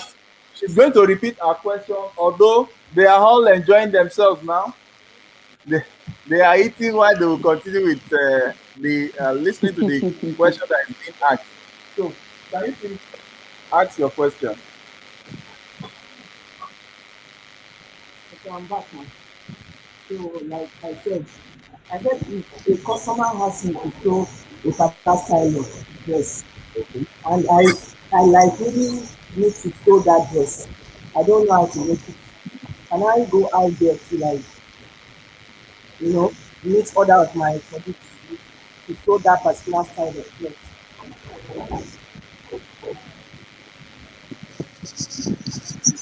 Okay. So I got your question. Can you hear me? Yes, Mark, I hear you. Okay. So somebody came to you and gave you a style to make, but you cannot make the style. Yes. Okay. So you want to check yourself. Is this something you can quickly go and learn from somebody, to meet a friend, maybe your competitors, maybe those that sew with you? That's why I said you need to keep relationship with not just your customers, but also your competitors, those that sew with you. Is it a style that you can quickly go to the person to say, how did you cut it? It's not like you don't know or you don't have the basics of sewing. You have the basics, but you're not just you're not clear on how to get that style out. You can go to a friend. Please, how do you cut out this style? Person will tell you, okay, it's like this. You can look,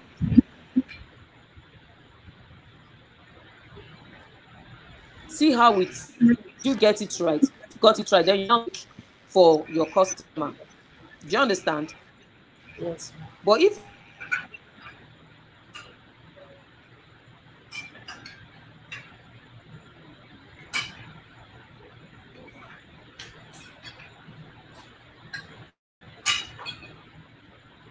you take it to somebody else to,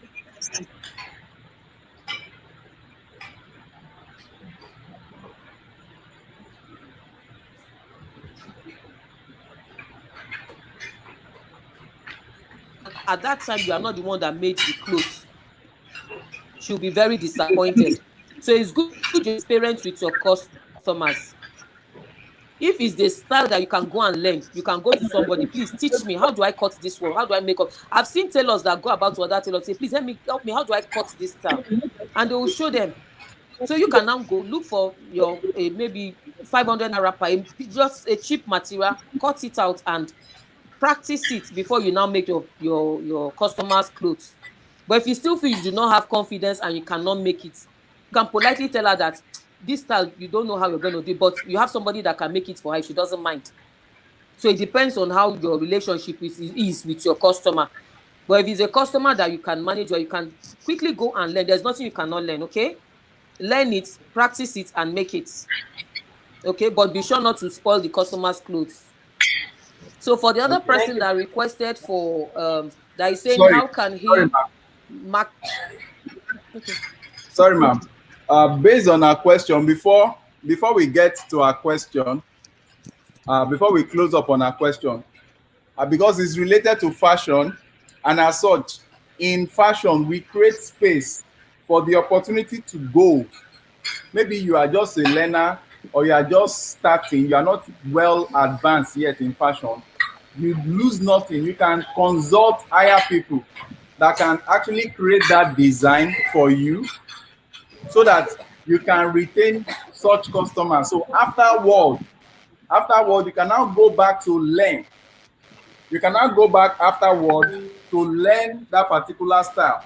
But for you not to lose that customer, even if you do not know that particular style well, you can reach out to more advanced persons. We've had situation whereby some persons will collect jobs elsewhere. They will bring it to us. They will bring it to Central Fashion School to make for them. So we make it for them and they're able to retain their customers. So with that, what will just happen is that there will be an agreement between that fashion, that tailor and the fashion house. So say, okay, if you are collecting 20,000, out of the 20,000, you pay us for helping you to do the work for 15,000. So that's how we agree on that. So they can actually take some of those jobs out there. So we can go over to the last question, man. And before you go out to the last question, can we just clap for Kim Perez? We are welcoming Kim Perez. Our time is going to start after our customer service consultant. So Kim Perez, we'll just wait for some time for us to wrap up with our customer service consultant. You can meet with her. She's doing a top-notch work here, and she has been supporting us all the way from inception, all the way back. Her name is Belema Osage Idudaro.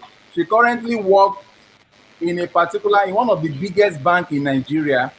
She's a consultant to us at SUTRO'S Foundation.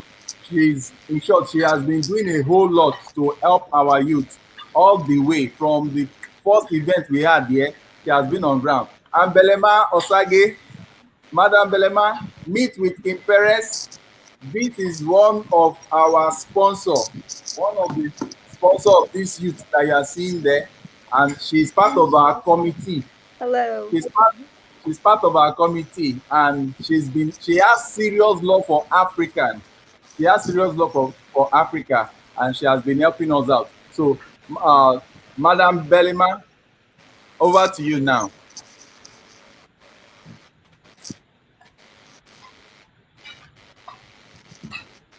Over to you in answering Richard's question.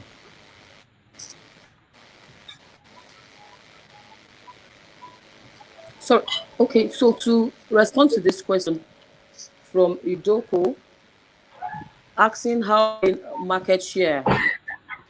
So everything still goes back to customer service. Everything you have learned today is what you will put into practice. You want to show that you know what you're doing. You want to market your customers or whoever you're looking at, your clients, prospective clients, you want to market the person. You want to go to the person with all the customer skills you have, get the person, to bring the person, to woo the person, to say, I can do this, I can do that. Your approach, it matters. The way you present yourself matters. The way you present your products and services, it matters. Your packaging matters. Your presentation matters. So all of this you want to put together and launch out. It's when you launch out, you get 1, 2, 3 people begin to grow in it. And over time, when they see what you do, the difference will show and people will be endeared to you. But if you're not coming on that quality that they want to see, it will be difficult for you to get that market share that you desire. So you want to put out everything that you have. You want to show them what you have. You want to present it well. You want to package yourself well. You want to give them quality. You want to give them what they can showcase. You're giving them all of that. You're already winning you're winning them to yourself. You're endearing them to your own business. You're endearing them to your own organization. Over time, they come to see that I think we can run with this person. And once you have one person, there's a referral. The person refers you, refers another person to you. Over time, as the referrals increase, your market space is increasing. So you have a better share. So you have to package yourself, present yourself well, and offer quality. Have I answered your question? Yes, ma'am. Very well, ma'am. So at this point in time, I think somebody wants to ask. I don't know. They have a lot of questions for you. Okay, Makoko is joining us back. Makoko is joining us back.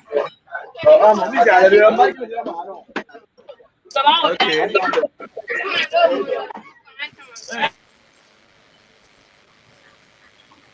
Makoko is joining us back. So, Kim, see your Makoko. Hello, all. Makoko. It's wonderful to see you. It's nice having Makoko back. Everybody say hi to Makoko. Hi. Hello.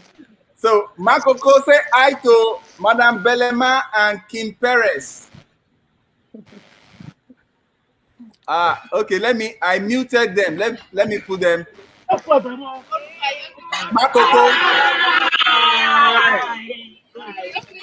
Makoko, listen to me. Say hi.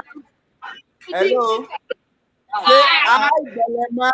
1, 2, go. Hi, Belema. Okay. Say hi, King. Hi. Okay. So, Madam Belema, over to you.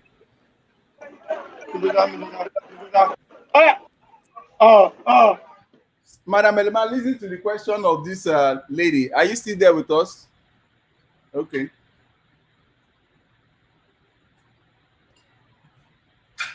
Okay. Ma, my question is it one of my sister here that asked that question before? I wanted to clear myself that side for you to clear me, sir. Okay. So he said, let me say a fabric that someone that not sabi cut, maybe she may carry it to give it to someone else to help it and cut the fabric. So later on, okay, he now told her that if she knows sabi it, she may quickly tell the customer that I'm not understand the style. So she may direct the customer to another side. She may direct the customer to another place. Okay, if by mistakenly, if she direct that customer to her friends or her colleague wey sabi do that fabric normal, wey sabi do that style normal, from there she don lose that customer. Is it possible for her to direct it or for her to learn it perfectly from that her custom or from that her friend? Is it possible for her to direct that customer to another person? Okay, to learn that style another place? Okay. I think I will answer your question. You can go and continue to enjoy your food. Okay. I think at this point, I will answer the question just like I said before. In the world of fashion, you don't lose your customer by referring them to another place. If you refer your customer to another place, you have lost that customer. It shows that place you refer them to, they know more than you. Whereas with time, you can learn whatever design they have brought you that is complex. But for the meantime, all you just need to do is that's why Madam Belema is telling you on how to relate well with customers and with your competitors, all you just need to do is to look for a fashion designer that can do that job, that can create that design more than you. You understand? And you charge them the good price that will make the person you are subletting the job to do it well. You understand? For example, like as you are now, if you get a job that the design is more than you can collect that. You can ask us what price should you charge. You can ask us for the price to charge for that complex job. We'll tell you so that when we now tell you our price, you will now add your own margin on it. From there, you'll be able to make extra. You understand? From there, you'll be able to make extra, you'll be able to retain that customer. And when we are now creating that design, you can either come to learn from us or you go and learn elsewhere that particular design so that you'll be able to work, maintain your customer, and learn further. So, with that being said, I think at this time we want to release Madam Belema because I know that she's working, she's working, and as such, I want us to drop whatever food you are eating now. Everybody, including Makoko, I want us to all rise up and appreciate Madam Belema. She did a wonderful job. She did a wonderful job giving us the customer service nugget, and she really explained a whole lot. So now we can sit down. Now we are going to be moving to the next. We are going to be moving to the next discussion, and the next topic we are having here is by someone that is a friend of the SUTRO'S family. She has been supporting Africa for a very long time. She has always been behind us. She's always craving to see, especially the Makoko youth. She loves to see you guys, and she loves to see the mainland youth, all our youth programs. She has always been interested. Let's clap for her. Let's clap for her. And I welcome all the way from the United States of America, Kim Perez. Hello, bienvenido. Welcome. Greetings from Alaska. Greetings to all of you young entrepreneurs. It takes such courage to be here today.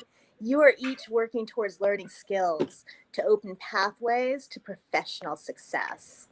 And these skills are to empower you to grow and build your careers towards self-employment. This is entrepreneurship, and you are brave for being here, for saying yes, yes to your greater yet to be.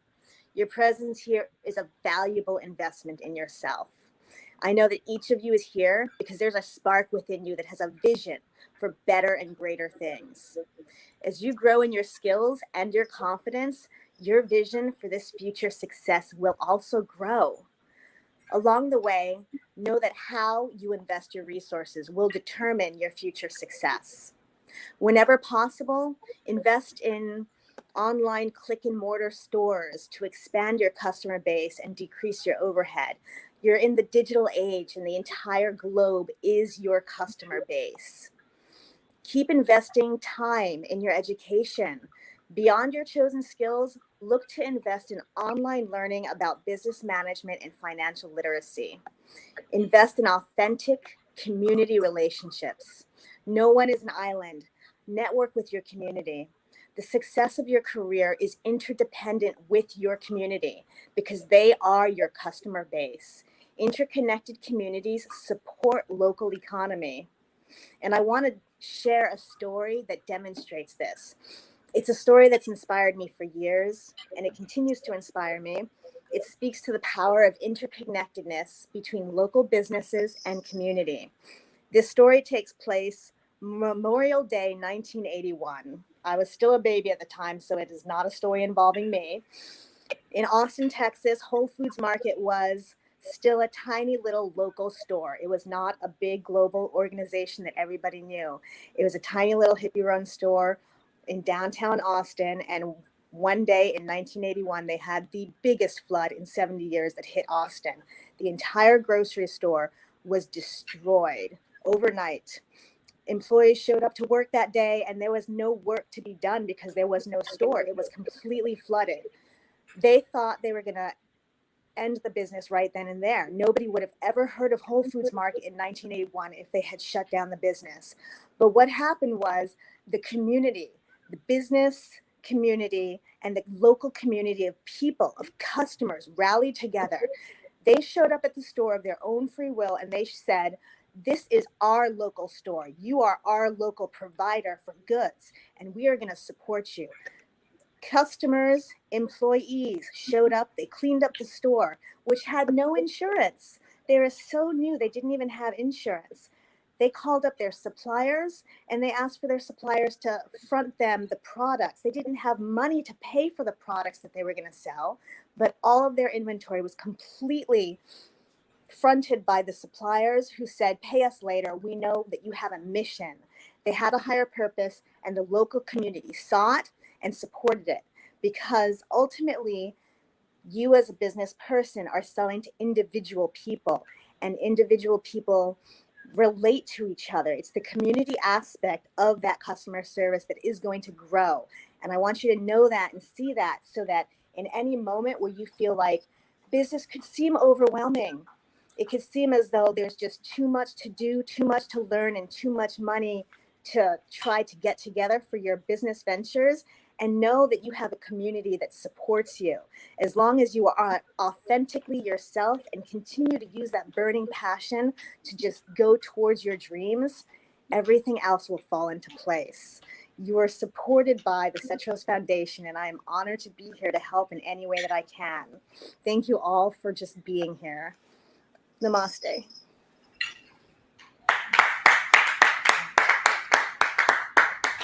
Let's all rise up. Let's all rise up.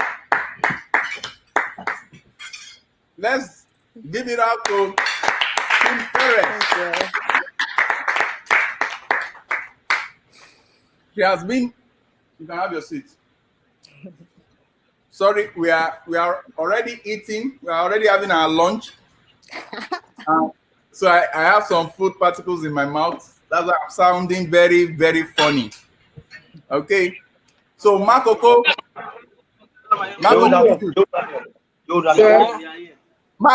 youth. Makoko youth. What will you say to Madam Kim Perez? Thank you. We love you. 1, 2, go. Thank you. We love you, Madam Perez. I pray to someday be able to meet Thank you. you. We love you, Madam Perez. Okay. You were saying something. Madam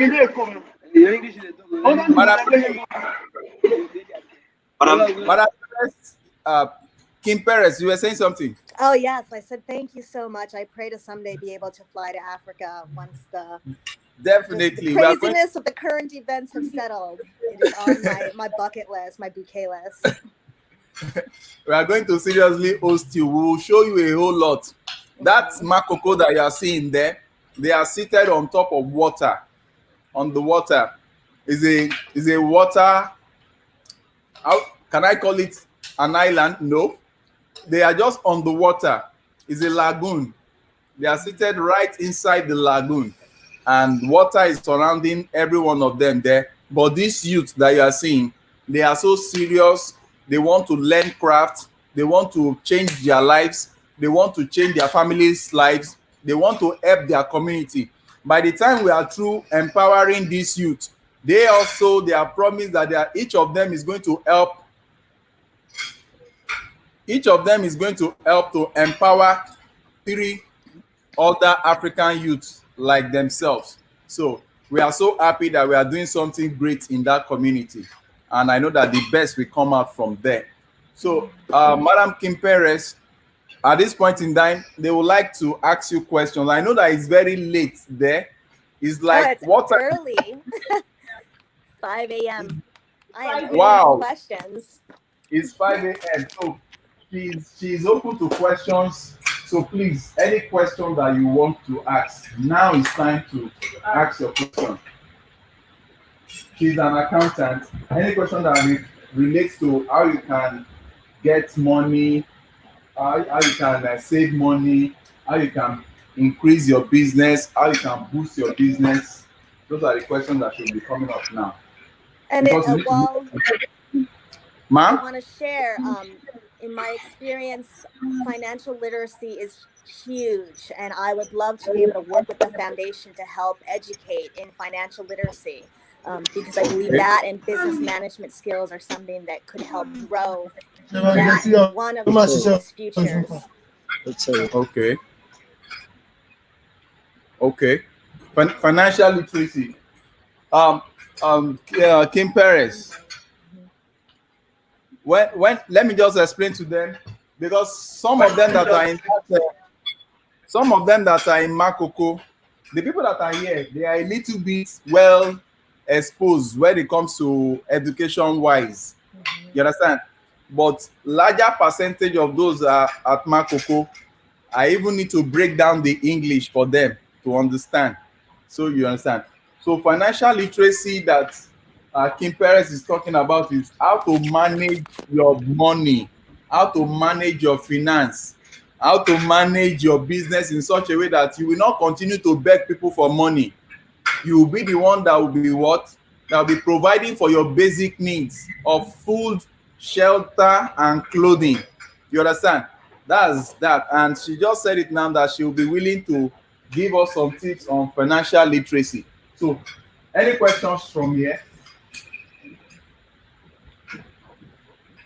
Ask question on how to improve your business. Okay, we have someone here.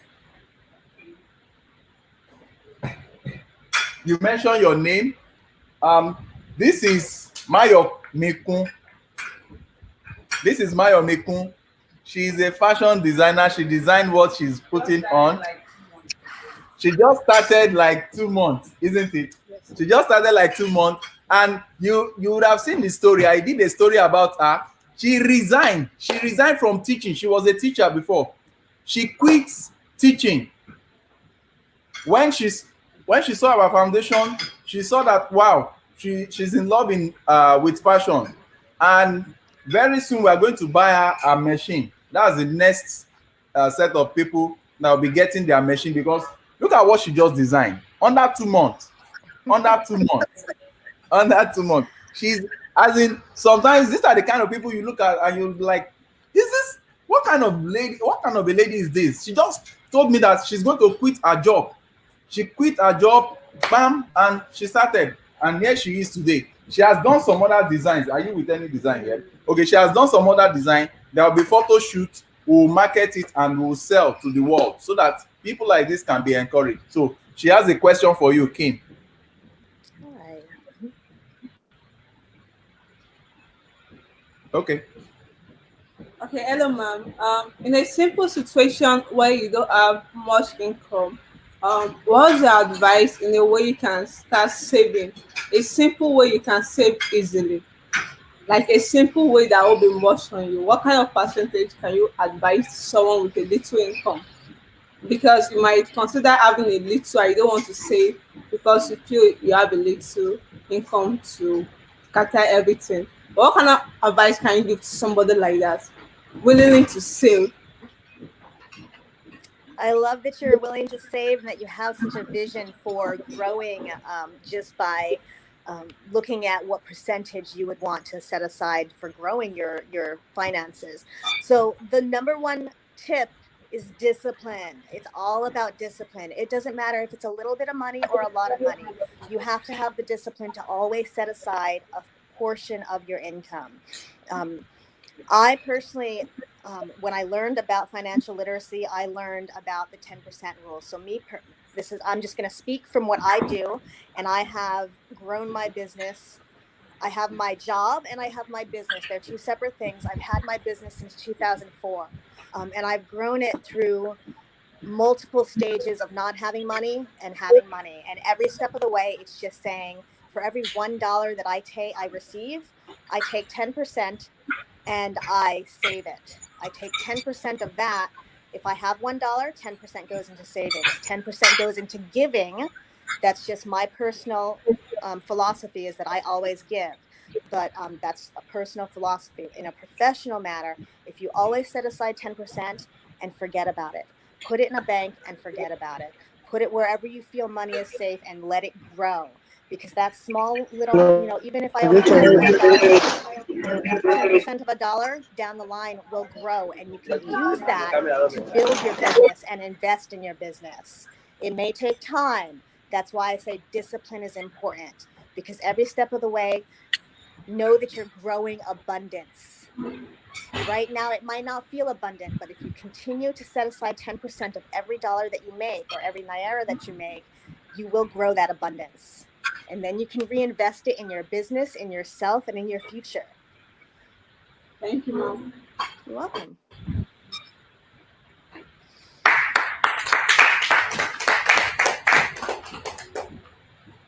Saving 10% is very, very strategic.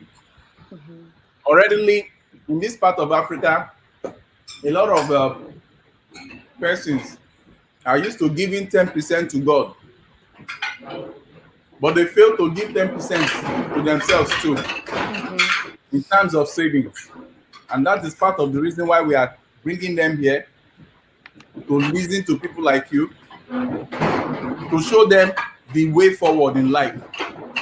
Because in economics, we call something, when your investment is equals to savings, then you are doing fine.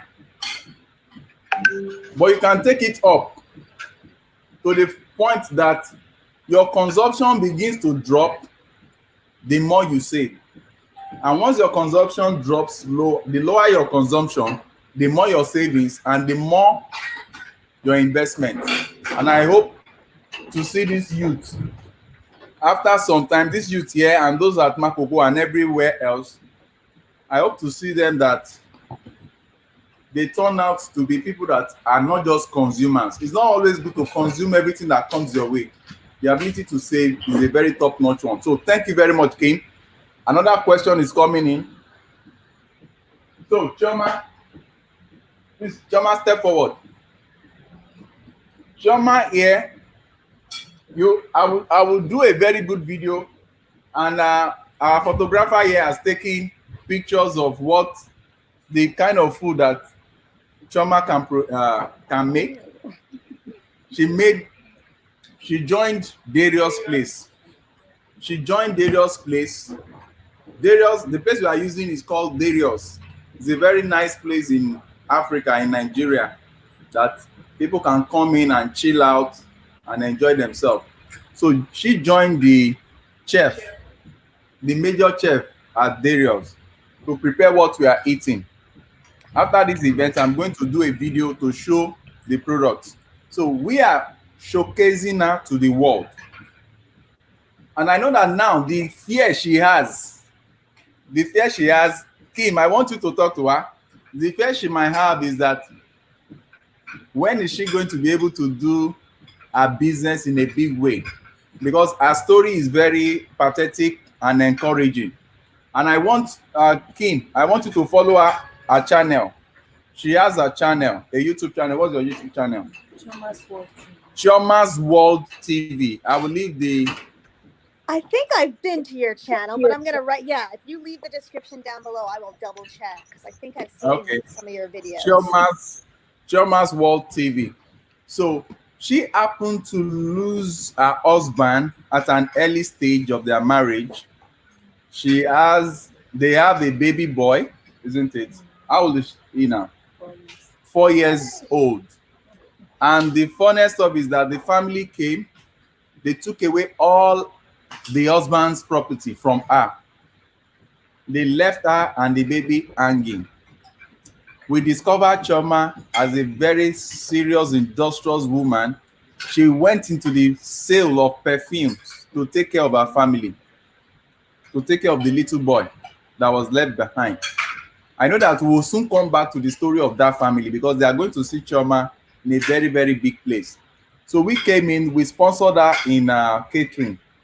But let me tell you, Chioma is doing fantastically well in catering. She has been able to save. She wanted to buy oven for her pastries and the likes. She has been able to save how much? Now 22. She has been able to save 22,000 naira out of 72,000 naira. She has been able to save. So she's a very good example of somebody that loves saving. She saves 1,000 naira per day. This lady you are seeing, she saves 1,000 naira per day. She's that industrious. So let's clap for her. Makoko youth. Makoko youth, I want you to learn from Chioma. It's not every money that comes your way you just spend and you want to be big in life. You will go poor. And people cannot continue to help you. There is a point at which people will get tired of helping you, that you are not responsible. So please, let's watch that. Save from the little you have, save. She has been able to save 22,000 naira. And we promise her that as a foundation, we are going to support her with 22,000 naira. Are we together?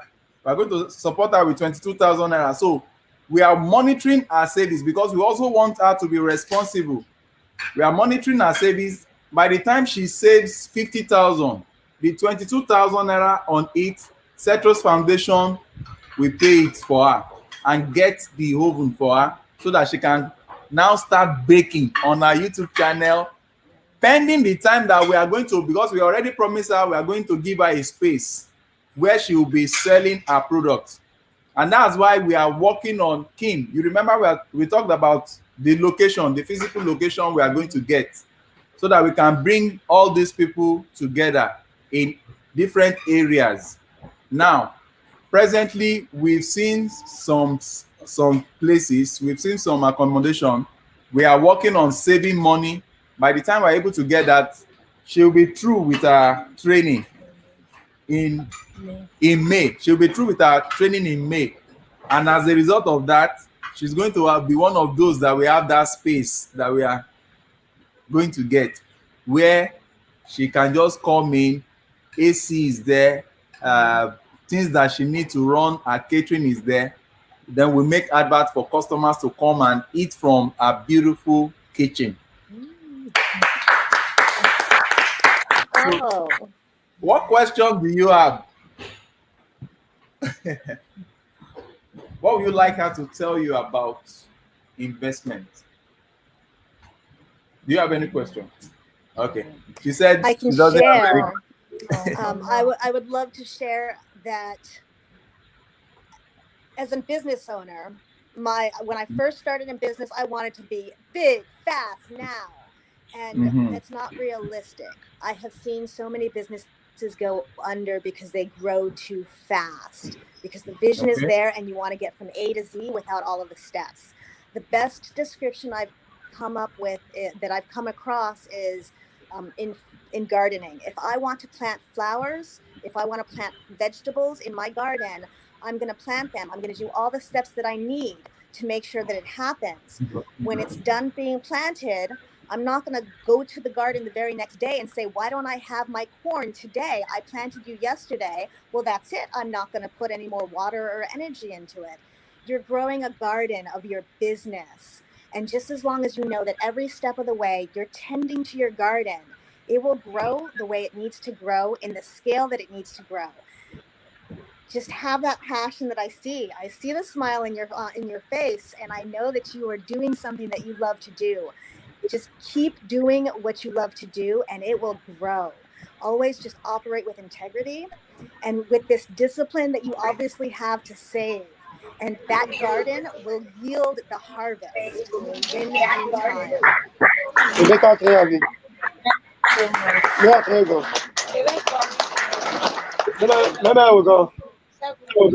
Okay.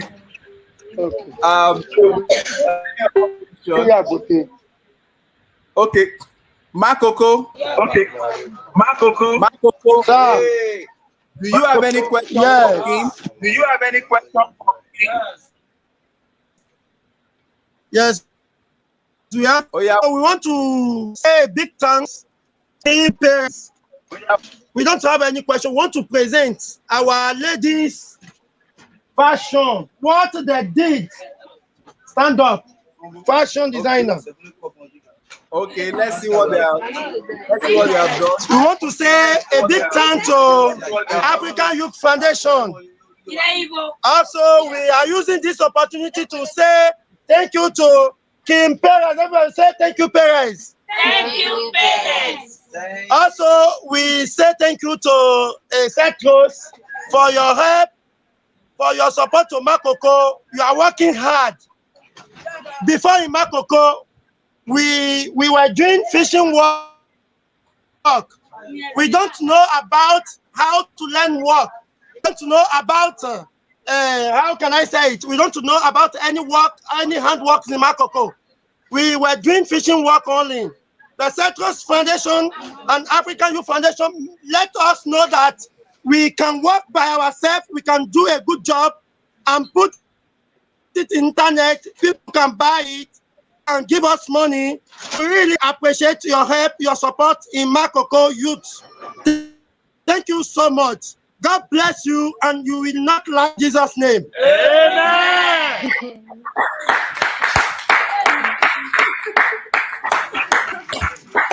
Wow, we appreciate. Makoko Youth. Thank you very much. Thank you very much. Makoko Youth. Hey, we dominate the Makoko. Hey, clap for yourself. Clap for yourself. Everybody stand up for Makoko Youth.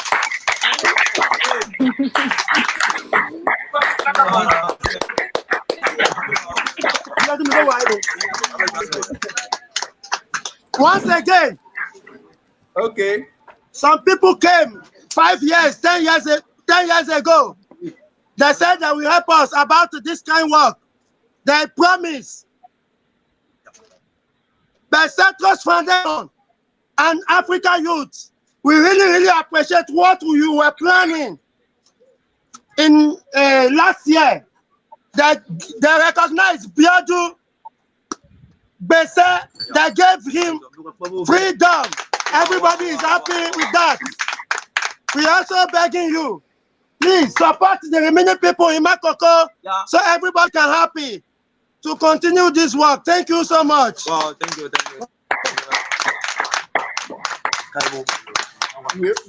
You know what?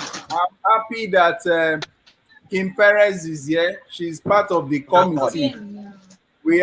I want everybody to listen. We have the committee across different countries. We have the committee member that looks at the amount of money we have. You understand? We know that you still have many youth. You have hundreds. We know that you have thousands of youth there to be helped. But we are managing the little money that we have for now. And I can tell you that if you continue to be serious, what we want to see if you guys continue to be serious, you show us more of your work. We are serious. If you are serious, we at SUTRO'S Foundation, we believe in videos. We want to see you do what you say you are doing. Our sponsors want to see.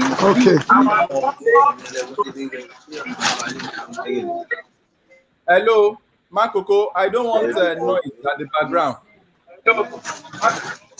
Okay. You don't mean no say. Everybody should just keep. Yes, our sponsors want to see what you are doing. And we can only see what you are doing when you send us videos of you doing it, not pictures. We don't rely on pictures. Pictures can be from anywhere. We want to see you cut the clothes. We want to see you are tiling, you tie the cloth. We want to see you are into body, you are cutting the hair. We want to see you. Even now, if we have listen, Makoko Youth, if you have good musicians, if you have good musicians, I'm not talking of musicians that are singing rubbish. I want quality musicians. Christian, in short, Christian musicians. Let me just put it that way. Because I don't want people that will be singing about sex, about rubbish. No. I want people that will be singing about intelligent things. If you have them, we'll sponsor them. If you have Tylers, we'll sponsor more Tylers. I know that you have about 4 or 3 to 4 barbers. You have about 2 barbers rather. I know that you have about 2 barbers that are waiting for their graduation. All those barbers have been seeing their work. Those barbers at Makoko, I give it to you. You guys are doing great. I'm seeing your work. I'm seeing your work. If you are one of those barbers, raise up your hand. Those barbers at Makoko, raise up your hand. Okay, I've been seeing your work. The Tylers, I've seen their work. It was beautiful, but I need to see more work. This is not federal government program. This is just individuals that are taking their hand-earned money to support the youth. So make us happy by being productive, because very soon we are going to be taking so many of you out of Makoko to mainland, where you become the boss in charge. And we want people that are thinking straight. We want your product to be going outside Africa, US, UK, and the likes. So that is all I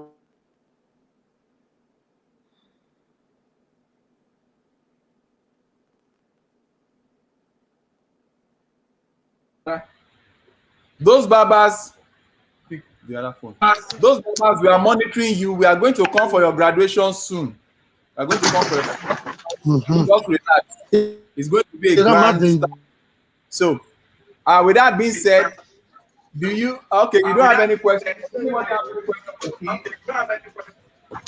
So, Kim, we are so glad to have you. Let's bring it so that you can prepare for some other. So, Kim, what will be your parting word? Thank you all for being here. We are all in this together. We can just collectively continue with this message of hope as we, the SUTRO'S Foundation and the committee, work towards helping other people excel. Each and every one of you is worth it. And just know that as you grow your businesses in your future, you are stepping into your greater yet to be.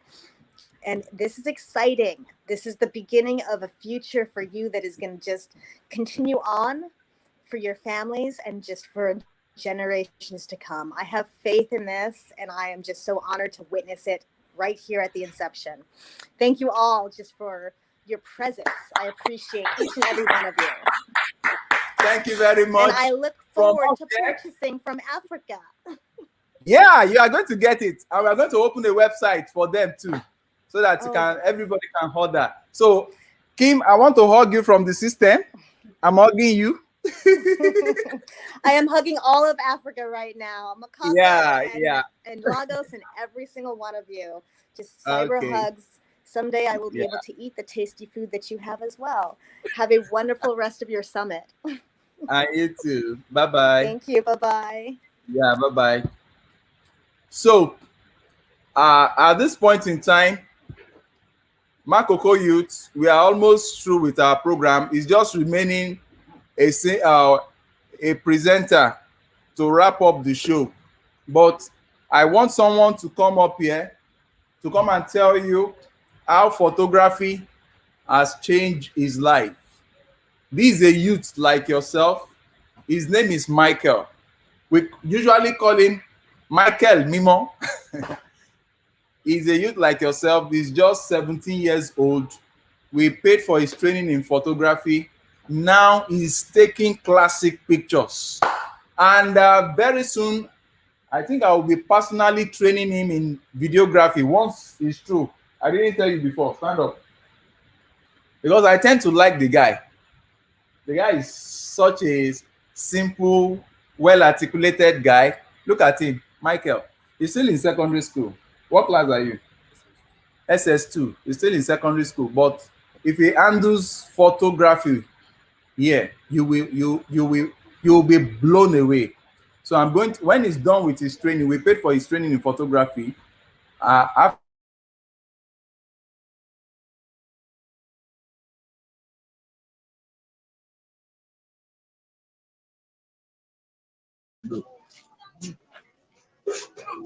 14%. 14. When it's 10%, I have to go off because my phone is not good. When it's 10%, I have to go off. I'll just tell them. I can't steal anymore. Because my phone is 4% now. once it's 10%. That's what I. They just We have 4% now. Yeah. Otherwise, not talking about. Hello.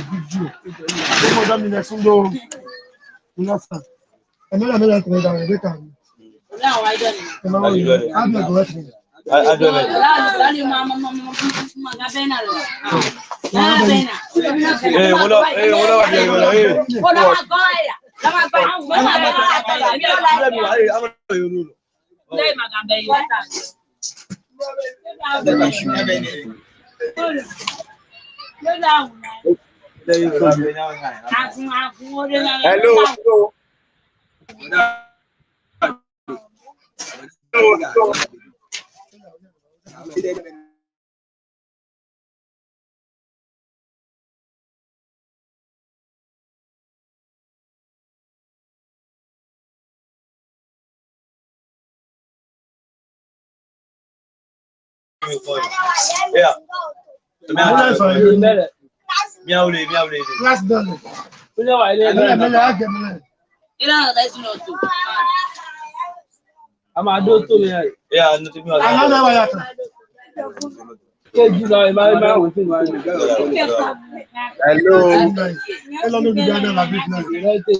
So the next person that will be talking now is going to be sharing his experience with every one of us. So let's just give him audience. Okay, over to you, Michael, and speak loud. They need to hear you. See yourself, okay? Good evening, good afternoon, everyone. I'm Michael, by name. Now, I would like to talk before I go into straight on my topic. I would like to thank Secretary of Academic Development for their support and giving me the opportunity to be among one of the speakers today. Then, firstly, my focus for photography. My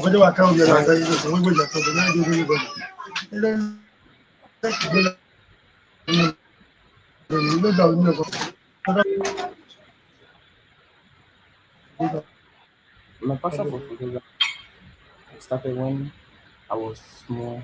One of my auntie was a photographer. She inspired me more how to shoot. Most of the after she shoot films, I used to look at her pictures. That even helped me more so that this photography one day I'm going to be there, I'm going to snap. It go like a month, so like September last year. So I was just sitting down. That was when Mrs. Secretary of Doctor just came to me at one of my sister's show that she saw me sitting down. That what happened? I was like, it was a thing that I was like, she was like, tell me more about it. I was like, how can I tell someone that I don't know more about it? I just on my mind told her I should tell her. I told her small about. He said that there was an organization that is sponsoring some African youth development, some African youth in training to change whatever they like. So she was like, what do you like to do? I was like, she told me that she barber or fashion designer. I was like, this is the opportunity for me to for me to fulfill my dream. I was like, I'm going to photography. Then she told me that she collect my number. Since then, we have been talking. Even got the first day I started my photography was last year, November. My first day was so good. Really. After I've started, I was able to know many of top Nigerian photographers like the like of Jide Odukoya, Emmanuel Ileke, top Nigerian models. And through photography, my passion for photography keep growing every day. Thanks. Okay, so come over here. part of the responsibility of our foundation is to make this youth bold. So we are going to work on him so that he will be talking with higher level of confidence. He's always a shy guy. You have to throw away shyness, and you'll be seeing his work very, very soon. A lot of his work I'm going to be releasing on this channel. So please, let me just use this opportunity to beg for this. We paid about 150,000 naira. We paid about 150,000 naira for his training in photography.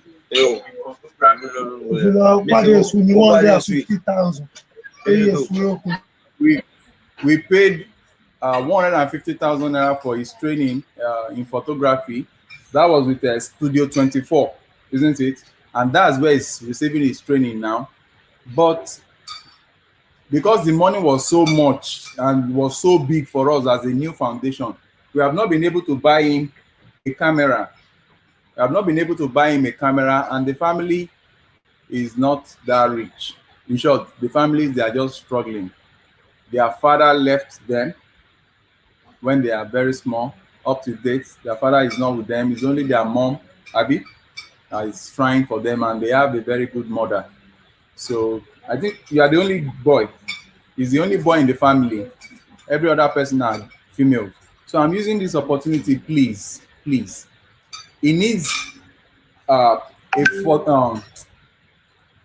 needs a camera. He needs a camera, and he needs a laptop for him to be able to edit. Oh, let's clap. This is honesty in display. Did you hear what this guy just told me now? He said he has gotten a laptop. Wow. Yeah, God bless you. God bless you. If it's some other persons, they will just keep quiet and be waiting for people to be bringing laptop for them. Wow. That means you are very serious. Please, we need to get him a camera. You understand? He needs a camera, because all the while he has not been able to submit much of his work because he doesn't have a camera to take most of those shots. So please, in case you have, when we say camera, we're not talking of toy. We're not talking of toy camera. We're talking of professional camera. In case you have a fairly used camera that you can assist us so that we can give this our guy, or you have a brand new camera that you want to assist us so that we can give this boy and let him recreate life and become one of the best, because this guy is going far. I can see it. He's going far in life. And if you are such that you can help us ship camera to Africa here, let's hand it over to him. If you can help us buy camera for this young man, we'll be so grateful. We want to see him having his own camera. Thank God he has his laptop now. So I'm so glad. Give me 5 and stay honest. Okay. Now the next person. Oh yeah, you said your own. Oh yeah, come and tell us. This is our friend in the house. Everybody get ready to laugh now. Just get ready to laugh. Our fashionista. She's a fashion designer. You saw what she displayed. You'll soon see more about display. So just tell them in a nutshell about yourself, about your label, so that by the time we open our website for ordering, they will know that, oh, this is your own. They will order it. Okay. Yes, my name is Joy. In fact, I really surprised the time when God see me through. I really surprised. Just they do me like film. I'm not even expect that. Serious. Even if I'm telling people self, they're just there like this. That is from from grass to royalty.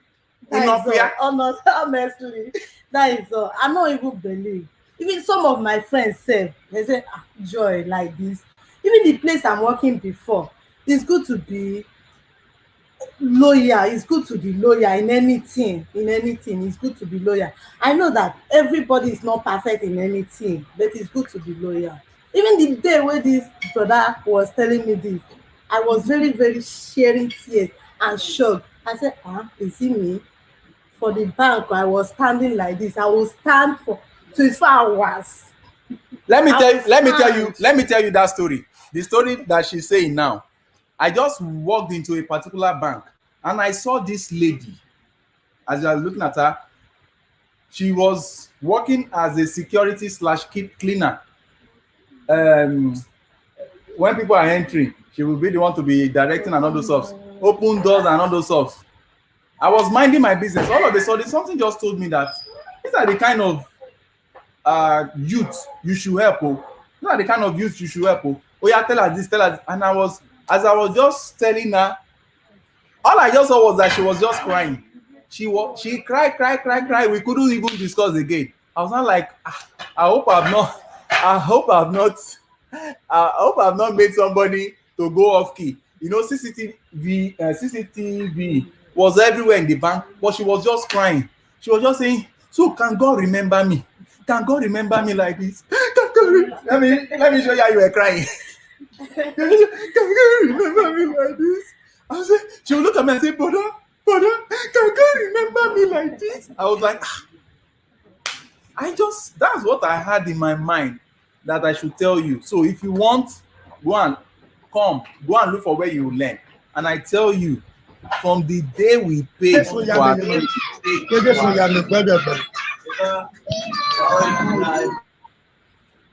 Makoko, stop owning your mic. I'm the one closing your mic here. I don't want your noise to be coming in. All over the world, they are watching this. Okay. So this lady cried and cried and cried. But do you know the good thing? Immediately she resumed like this. She was just so fast, creating designs.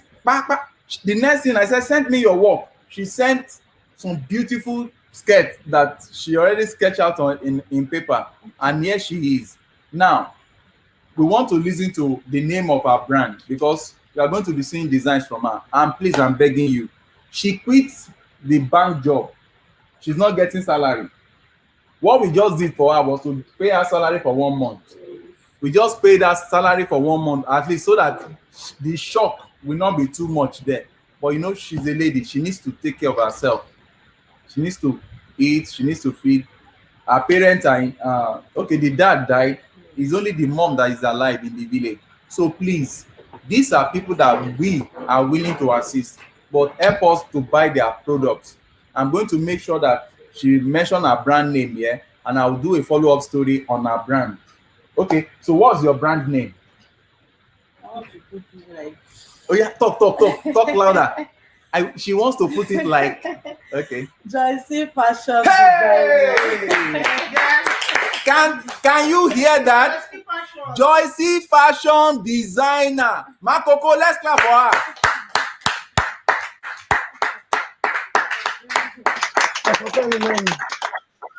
Joycey Fashion Designer. Yeah.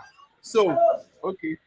What will happen because of time, so that every other person can just step in and do one or two things, is remaining only one presentation from a boxer in the UK. A boxer in the UK is going to address us. So please, you'll be seeing more of our products. We'll help her retouch that name so that it becomes more funkified. You know, like Couture by Joycey. Joycey's Couture. You know, we will funkify it for her. By the time you'll be seeing our products, you'll be amazed. Thank you so much. So, over to you. She has done now. Yes. Okay. Well, you have not. Speak up well, though. Speak up well, madam. Okay. Then this John. Oh yeah. My account. Yeah, my account spoken.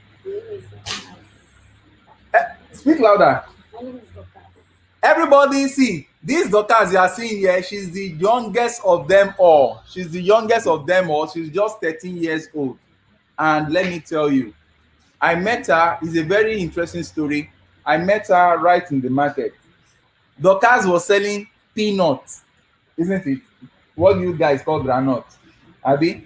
Dorcas was selling granuts, was selling peanuts. But when I approached her, she was so respectful to the extent that I bought peanuts from her, and I was so happy to even dash her money. Then something told me that why not ask for this girl's parents so that you go and meet the parents. Instead of allowing this girl to be selling granola somewhere, why not just help this girl That was how I picked interest in this girl, and I followed her. I followed her to her parents, to her mom, and they gave the go ahead. We enrolled her in what? In hairdressing and makeup. She does pedicure, manicure, cure, and she does a whole lot. She's into facials, hair braiding, and the likes. So, what would be the name of your salon? Have you thought about it? What will be the name of your salon? Okay, we'll help her think out a name for her salon, and I'm telling you that very soon she'll be creating products. You know that there are some products fashion salon people create, like cream and the likes. You should learn all those ones though, because that's where you make money. You make creams and the likes, and you understand. So we'll talk more about that. So from there we can begin to sell your product.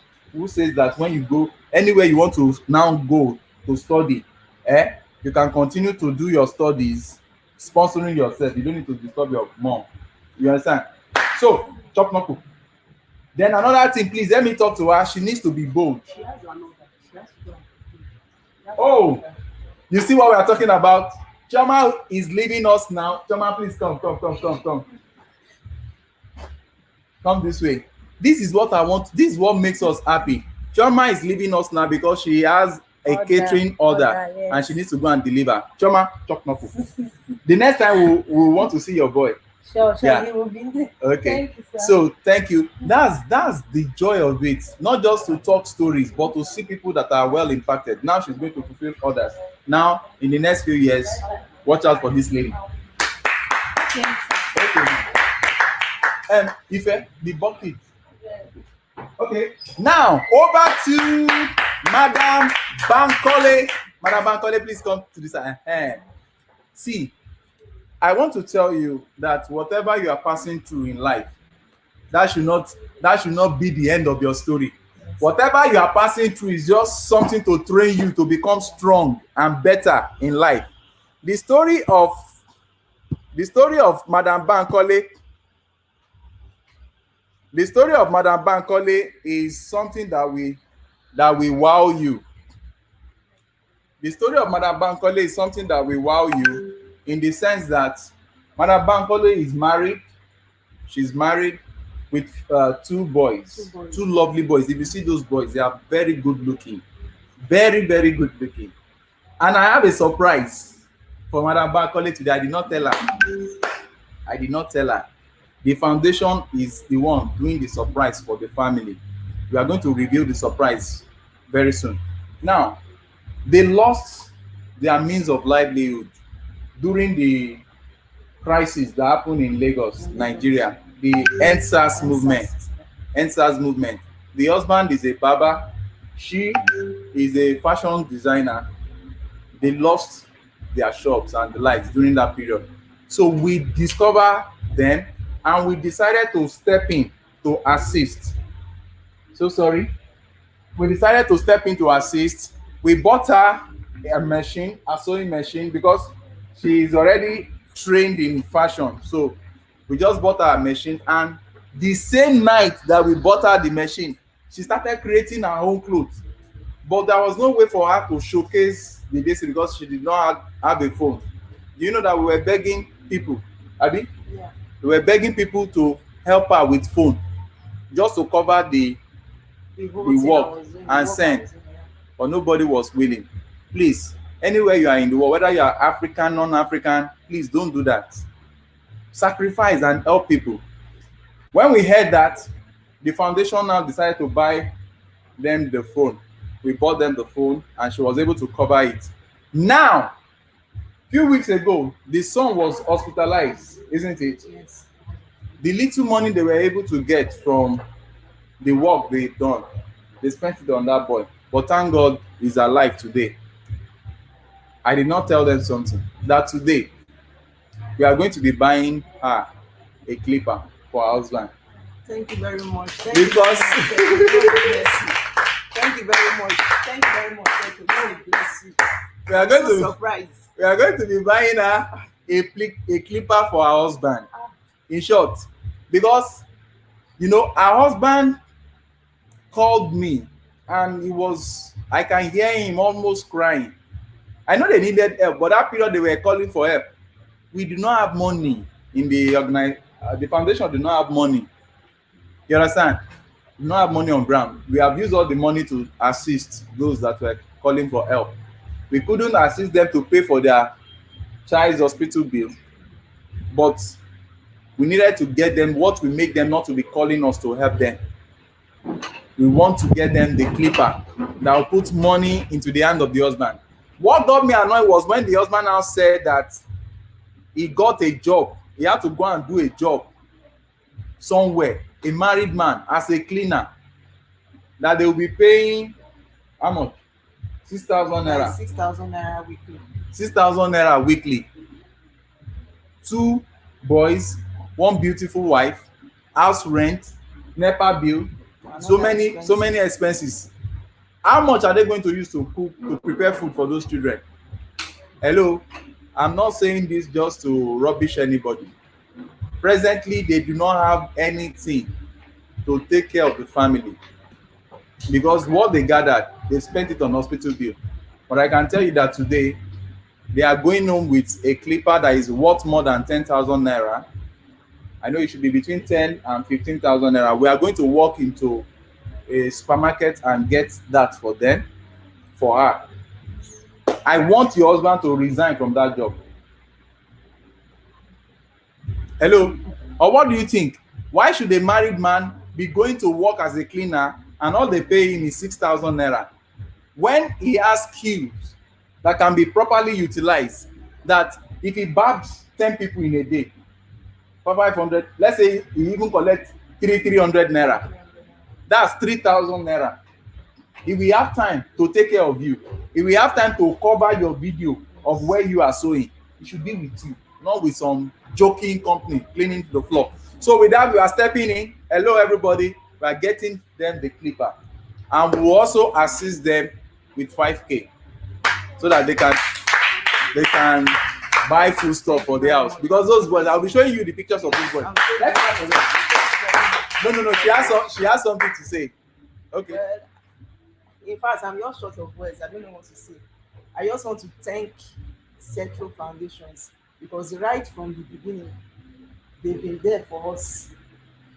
Right from day one, they didn't leave us.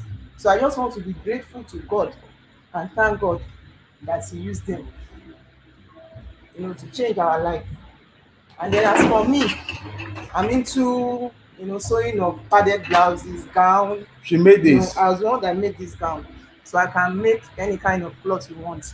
So you can patronize me and God will bless you. Thank you very much. And also, we've already given her, what's it called? 100,000 naira worth training, online yes. Training in fashion. Which I'm doing right now. Yeah. So today, before you go, we'll need to show you how to go about the download and all the stuff. So let's give it to her.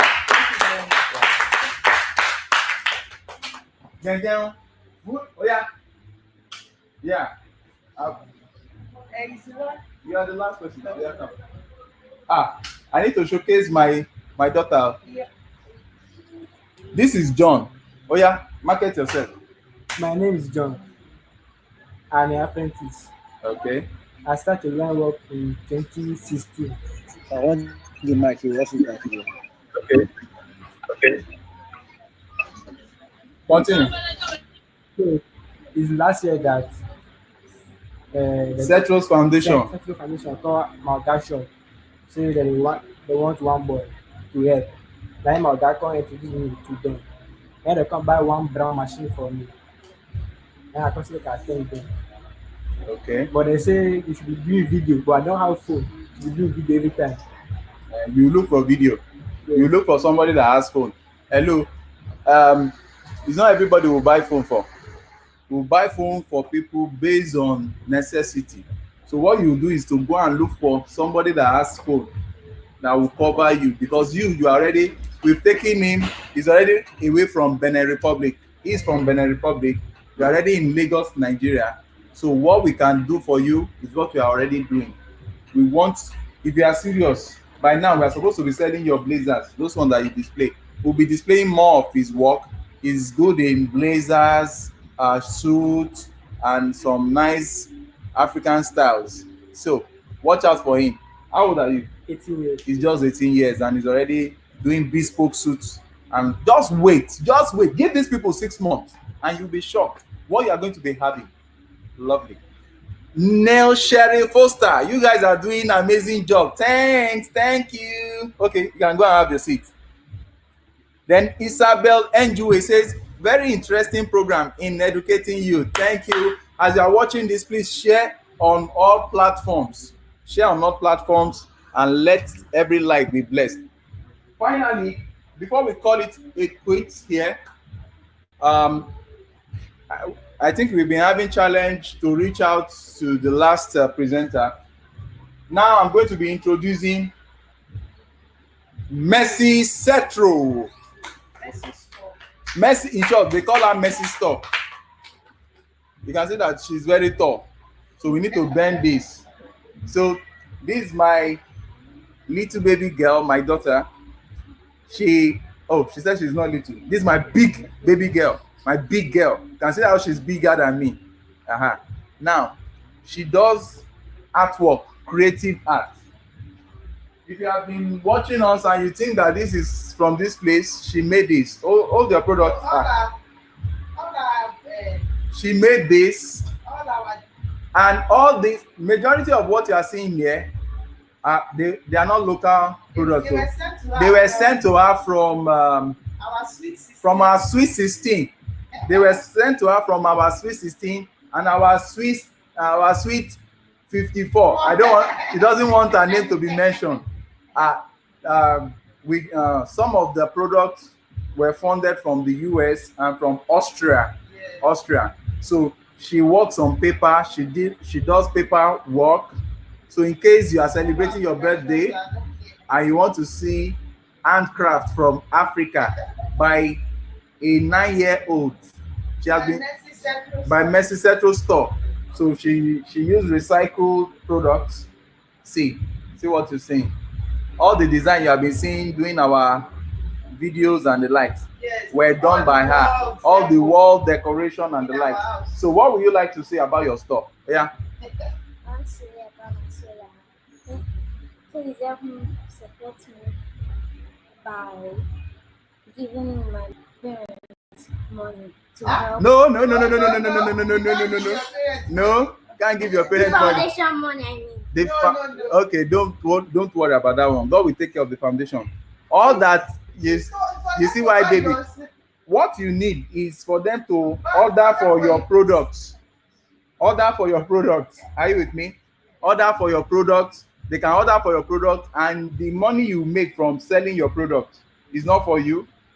It's to help the poor in Africa. That's what we have been teaching you, to help more youth. So people can auction this now and say they are paying so amount of money for this. So the money we realize from it, we use it to help more people, and God will be happy with you. Is that not what we have been teaching you? So that's it. So money is not everything. It's about spreading the love. So what will you say to everybody? She's forming shy. There's another one that is coming up. That one, the sister, that one doesn't. It's not shy at all. She will speak English here. Even sometimes I'll be straining my ear to understand that. Her name is Lawyer. Her name is Ella the Law. She's coming up with a series very soon. Oh, you can see how tall she is. Let me help her. Or let her help me. Oh. So this is Ella the Law. She's coming up with a series called Ella the Law, and you're going to enjoy the series. Just watch out. So what would you like to say to everybody? Thank you for watching my pizza. Okay. Pizza video. She did a pizza video. She's into baking. She's a baker. If I speak bad English, she's a baker and a lawyer. She's a baker and a lawyer. So she does some videos on baking and the like. So watch out for more of her. So what else are you going to say? Speak louder so that I can hear you. Please. Tell them to watch your video that is coming soon. Ella the Law. I'm going to do it tomorrow. Okay.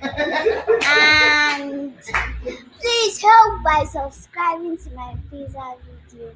Oh, you should subscribe to pizza video, please subscribe before she change it for us. So with that being said,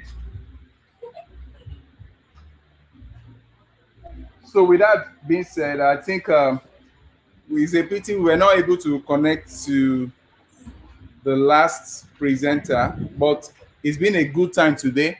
We are going to call it a day here as we all go downstairs to take some. Everybody stand up now.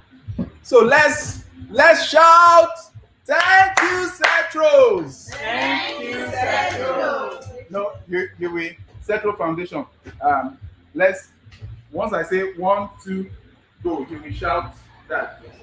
1, 2, go.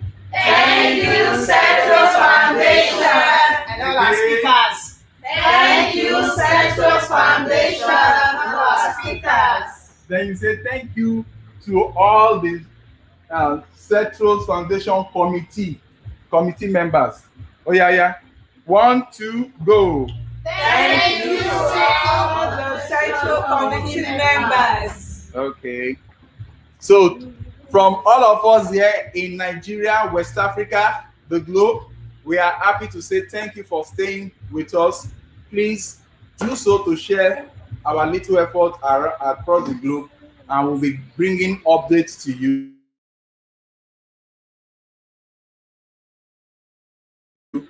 concerning this youth.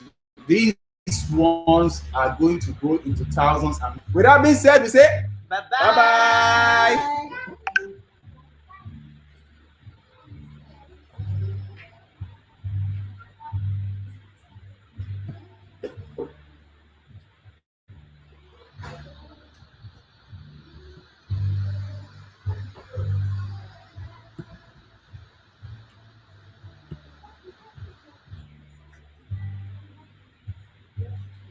So, Oga, it's over to you now.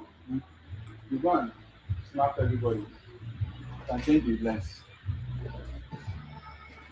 So make sure, hello, those of you that have products here, make sure you take good shots. Did you go out with them before? No, oh yeah, please. That's it.